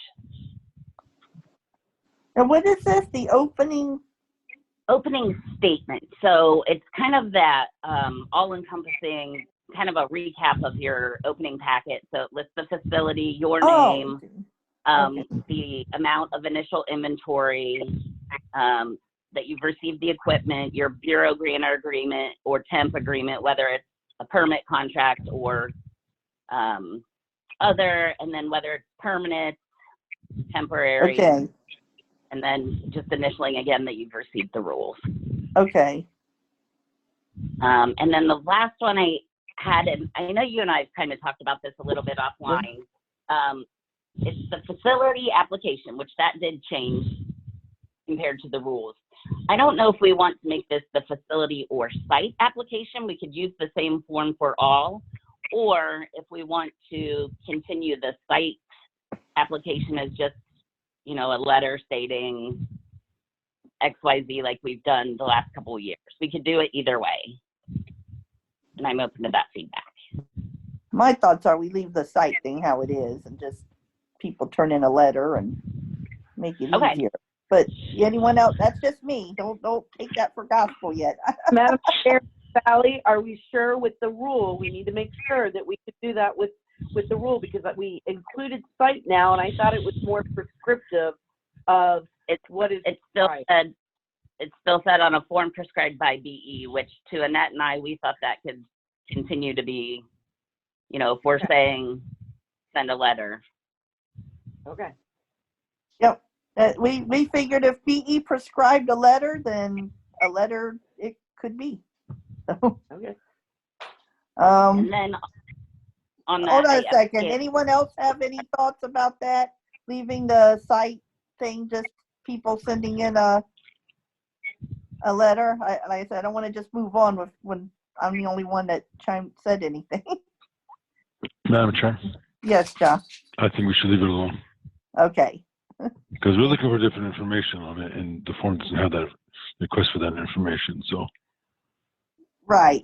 Yeah, there's different things of information that's needed and stuff. So yeah, I think just leave them separate. Okay, easy enough. And then I updated the scoring documentation because, and now I'm going to have to look at what all we've said today as far as the scoring and just see if that changes.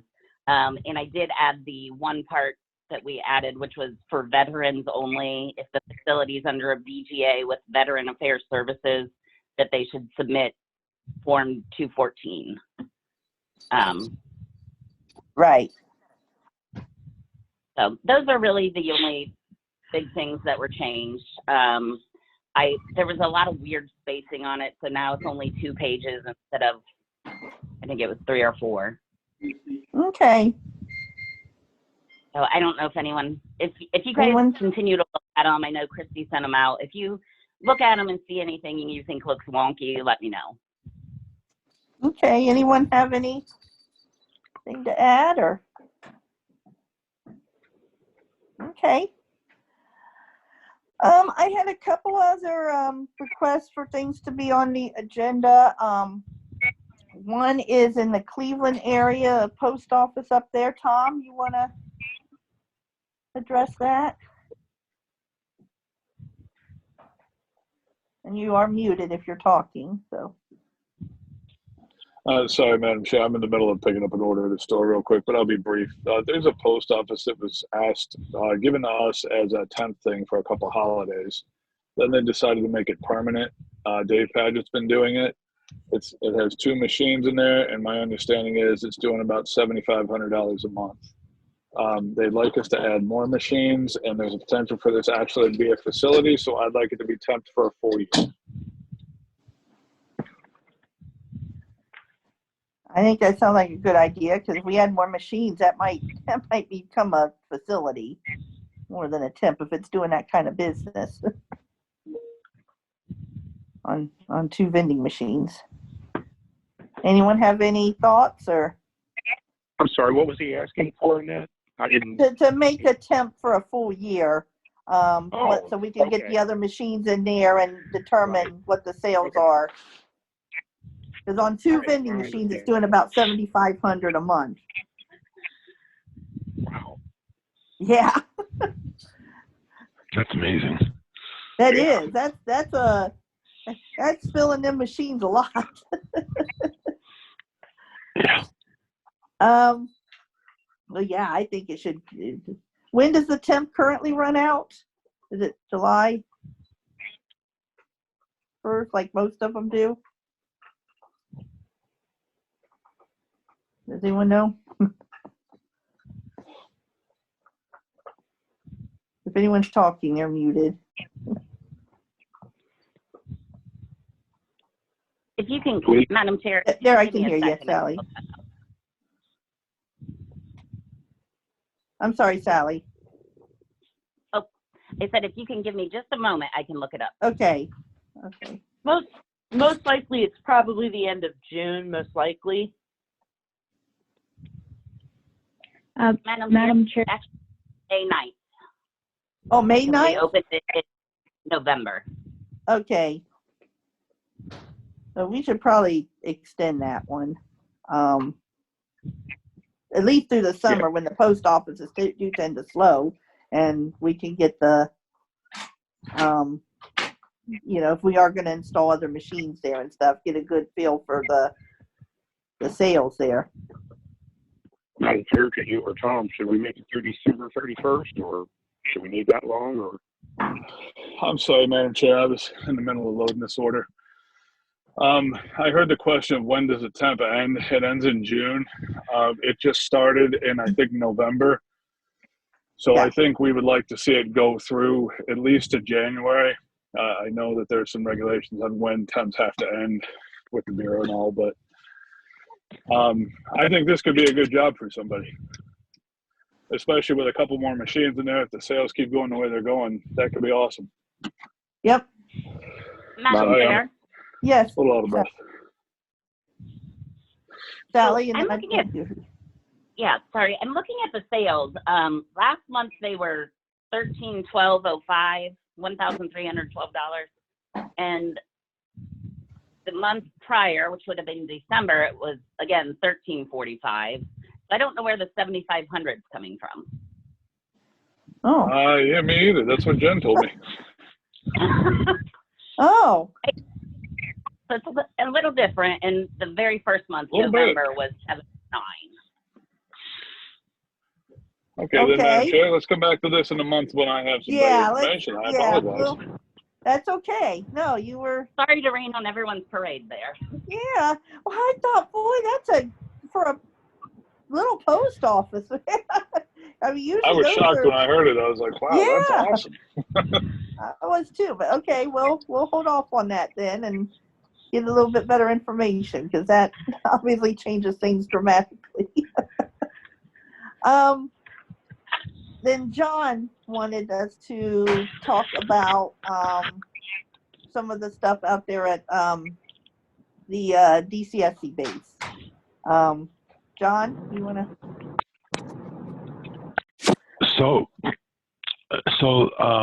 Right now, I do have a conflict of interest here, so I just want to make sure everyone knows that. You can give right the now, backstory. I am. I just want to make sure that. Yeah. So, I'm temping a facility at 511 right now, which is on DSCC right now. It's the vending route. It earns about $3,500 to $4,000 a month, and I've also been asked to temp the micro market on the base as well. That where Yvette's cafeteria was. Right now, there's no population in that building whatsoever. The only reason and I don't foresee a lot of people going back in there for a long time. And so what I'm asking is to have those two facilities connected together, if possible, as to one facility. And Madam Chair, I know I told John to bring this up, but I would be in agreement with that it's a much smaller population, and the sales from a micro market are not going to be anywhere near what the cafeteria was. No, they're not. We do know that, and we've known this was coming out there. My only pause with it is the permanency of, knowing how it's going to be, and also wondering about the other businesses on the base. What's ever going to happen with those if this has any effect? I mean, logically, it seems to make sense. All of it in that one building would be one facility. Madam Chair? Yes. So in that building, people cannot go in there unless they have a security clearance. So the only people that go into that specific building are the people that work in that building. Otherwise, you can't get in there. So it has no effect on any of the facilities. Okay. And the micro market is going to end up taking sales away from the other facility, because the machines that make money for that facility are on the same floor as the micro market, and there's no other machines except in the basement turned on. That's why. So I think that answers your question. Yeah, it seems to make sense. Anyone have any other thoughts on that? And like I said, the sales would be but boy, the sales are not going to be they're not going to tell us a whole lot. First of all, we have none on the micro market. We don't know the impact what that's going to eventually be. And the vending sales even aren't going to be very, very accurate. Or not going to tell us. Accurate is not the right word. They're not going to tell us much. Any thoughts on it, on what we should do? So, Madam Chair, let me get this right. What we're proposing is there's 2 vacant facilities, and we're going to combine them to one, but we're still temping it. John's going to temp it. And if things were to open up and they were to make a lot of money, we could always come back to the committee to talk about splitting them back up. Is that what we're saying? Now, the other thing that I would think too. I'm fine with that. Them being tempted as one facility. I actually don't think we need to even act on that right now. Madam Chair. We can't hear you. Yeah, and that you went out. We can't hear you. Can you hear me? Now we can hear you. Okay. So is then the proposal that we just combine these 2 facilities? Yeah, were you talking permanent or for the temp? That's, I guess there's some confusion on that. Well, Madam Chair. Yes. The 511, which is the route, has never really done very well. It's not really a facility in of itself in the first place, because my understanding is it was only making $4,000 or $5,000 a year, even before the pandemic. Sally, correct me if I'm wrong, please. Yeah, what did it do in 2019? Let's see that and know it's probably not even going to do that in the future. Give me just a second here. Okay. And Madam Chair, also, while we're talking about this, there's also Laura Cold sold facility store and a little bit of it. That's also vacant. However, I do not suggest opening that store in the foreseeable future right now. Just having to man it the whole time. Absolutely. Yeah, that's it. But maybe we look at that again. Who knows when? Right. Yeah. Maybe when we're please. The basis thing is they're going to let more people in. They're letting more people in, but I can guarantee you sales are actually going down rather than up. So I don't know where they're coming from. So, yeah. 511 sales for 2019 were a total of 81,668. So it was between 5 and 7,000 months, basically. That was, a better year than we've had the last couple. Better than I thought, actually. But it's probably not going Madam to Chair? Yes. John, I have a question for John. And well, we wouldn't want to do it right away, John, but if the micro market is up and running and doing well, do you think the vending still needs to, or that we need some vending to supplement the micro? I guess what I'm asking for is, do we need both on that floor? Is where I'm going with it. I don't know yet. Okay. Until I see the numbers. It's a very fair question, and I don't have an answer because I don't know yet. Why don't we hold off on permanently combining them, but go ahead and let them be combined? So John doesn't have to do 2 temps. Thank you.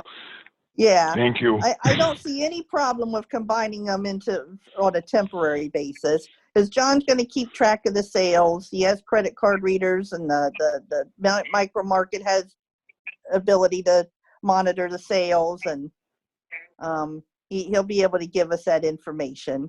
And why don't we just let that be for the temp, and then we can readdress it when we know of more permanent outlook for that. Anyone have any problems with that? And I don't even think we need to really act on that to do it temporarily.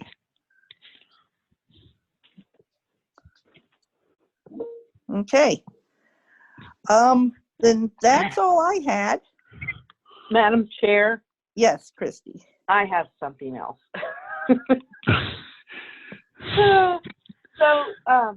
This should be quick. This came about this week. Remember, I talked a couple months ago, we talked about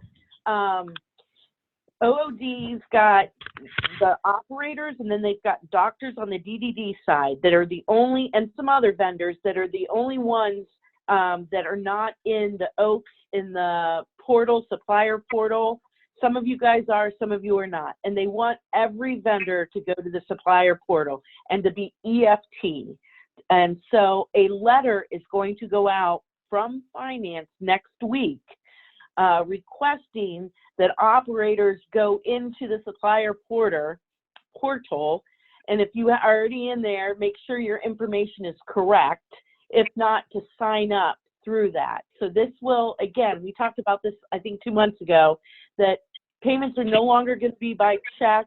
They're going to be by EFT. We even have some how-to job aids, and I know that, you know, some of our operators that are not as tech savvy, you know, we can help them through this process. But a letter will be going out next week from finance. Okay. Derek? I heard two voices and don't know who either of them were. It was Frank and Derek. Okay, Franco. I was going to ask Christy. Christy, I already have an OAKS number and everything for the OVRC reimbursement type stuff for travel and hotel and everything. Do I need to go into this system and do something at some point, or is that already? So, Madam Chair, Frank, do you get your checks through your bank account, or are they still cutting you a physical check? The last one was an actual check through the mail. So you'll have to go in there and link your bank account information into that portal. That's what we can't see, and that's why we need confirmation for everyone to go in there and link their bank account in there so they can get electronic transfer of payments into their bank account. I hate doing that kind of stuff. Yeah. Derek? Yeah, I just wanted to add, it's great that they're able to do this now, but hopefully in the future then, when funds are on their way, since there won't be a check showing up, it would be nice if there was a communication sent out ahead of time, letting people know that there's going to be funds showing up in their account. Because I noticed this last year that the benefits checks went out, that there was no information about the fact that it was coming or what that it was for and all of that. So I hope in the future, especially since they're EFT and not physical checks, that there will be communication going out ahead of the transfers. Thanks. That is true, because I think people did get their checks and weren't really sure what they were. Because I had a couple people ask me, and I said, no, that's the benefit check. So, yeah, whenever money's being sent, somebody should be, at least effort should be made to try and tell folks what Madam for. Chair, we will internally, I can assure you that we will do our best to do that when we're processing stuff. Right. You know, again, if a operator is getting paid through VR dollars for training, I don't know if that, you know, there should be an invoice. They should know that at least it's coming. There should have been conversation. I can control what we authorize through BE. So we will make sure that we do that. Okay. Madam Chair? Yes, John. So does this mean that no paper checks are going to be sent out at all in the future then for anything? Madam Chair, that is the goal. That's the goal. We have to pay. Thanks. We have to pay a fee for every check that's cut, and we're trying to eliminate that. Okay. Anything else? Any other questions on this? And does anyone have any other topics that need to come before the committee? Derek? Okay. Oh, Derek, yes. Go ahead. I'm sorry. I stepped out earlier for about a half hour, and I didn't know if at any point, Annette, you were able to bring up a topic that I had discussed with you before, and some others, and Sally even, about ways of purchasing equipment by operators and using using the federal match dollars for those purposes. No, we did not discuss any of that today. Is it possible to, or should we put it on the next agenda? I don't know if they have an answer to that. If Well, maybe, operators use their, maybe we can on the next agenda, and we can talk about it. And they can do some research and have Yes. better conversation about it. Yes. Absolutely. That sounds Okay. perfect. Sounds I'm good. sorry, Madam Chair, John? Derek, if you could go, repeat it. let's Sally go first. Hold on a second, Sally. Okay, go ahead, Sally. No, I was just asking Derek if he could repeat that, just so we can make sure we write it down and are looking up the right stuff. Oh, yeah, Madam Chair? Yes, go ahead. Yeah, I mean, I had an idea a while ago, and I know that it may be fraught with difficulties, but it may not. And if not, it could be a useful tool for us moving forward. And that was that if somebody needed something in their facility, as an example, whatever it might be, a new machine because theirs was really old and there was no way to replace it at the moment, would it be possible for an operator to pony up the 20% and make available then the 80% federal match, or 78, whatever, to be able to make available the federal match so that the equipment could be purchased, but it wouldn't cost us any set-aside dollars. And I know that's a long discussion, but that's the gist of it. Got it. I do remember us talking about that now, so Yeah. I just wanted to make sure it's the right thing. So Yeah. sorry to interrupt. Yeah, we can do a little research on that and maybe have a good discussion at the next meeting. That'd be great. Okay, John, did you have? I was just going to say that basically sounds the same, truly the same thing as what Julie was asking of for people Yes, needing yeah, money very, to the yes. program. So I think it's answering the same question. Yep. Okay. Yeah, Madam Chair. Frank? That's one of the things I had wondered, not that we could ever find one right now, but, if we could get like a corporate sponsor or something, almost like an advertising partner, would that money be, would that money, if it was paid to the program, would it be matchable? And I don't know the answer to that question. Yeah, I mean, that would be, it would be great if we could find a corporate sponsor for the program and match that, and maybe they could get something, some advertising or something, or even something. Yeah, I don't know how that would work out. But yeah, I don't know the how it would is, either. But it's. But the first question is, would it be matchable? Is it worth even doing? You got to find out the hardest part first, and Correct. Well, all of it would be hard, but. Yep. Okay. Anyone have anything else?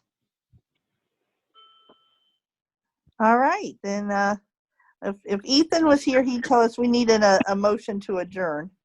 I motion to adjourn. Okay. All in favor? Aye. All right.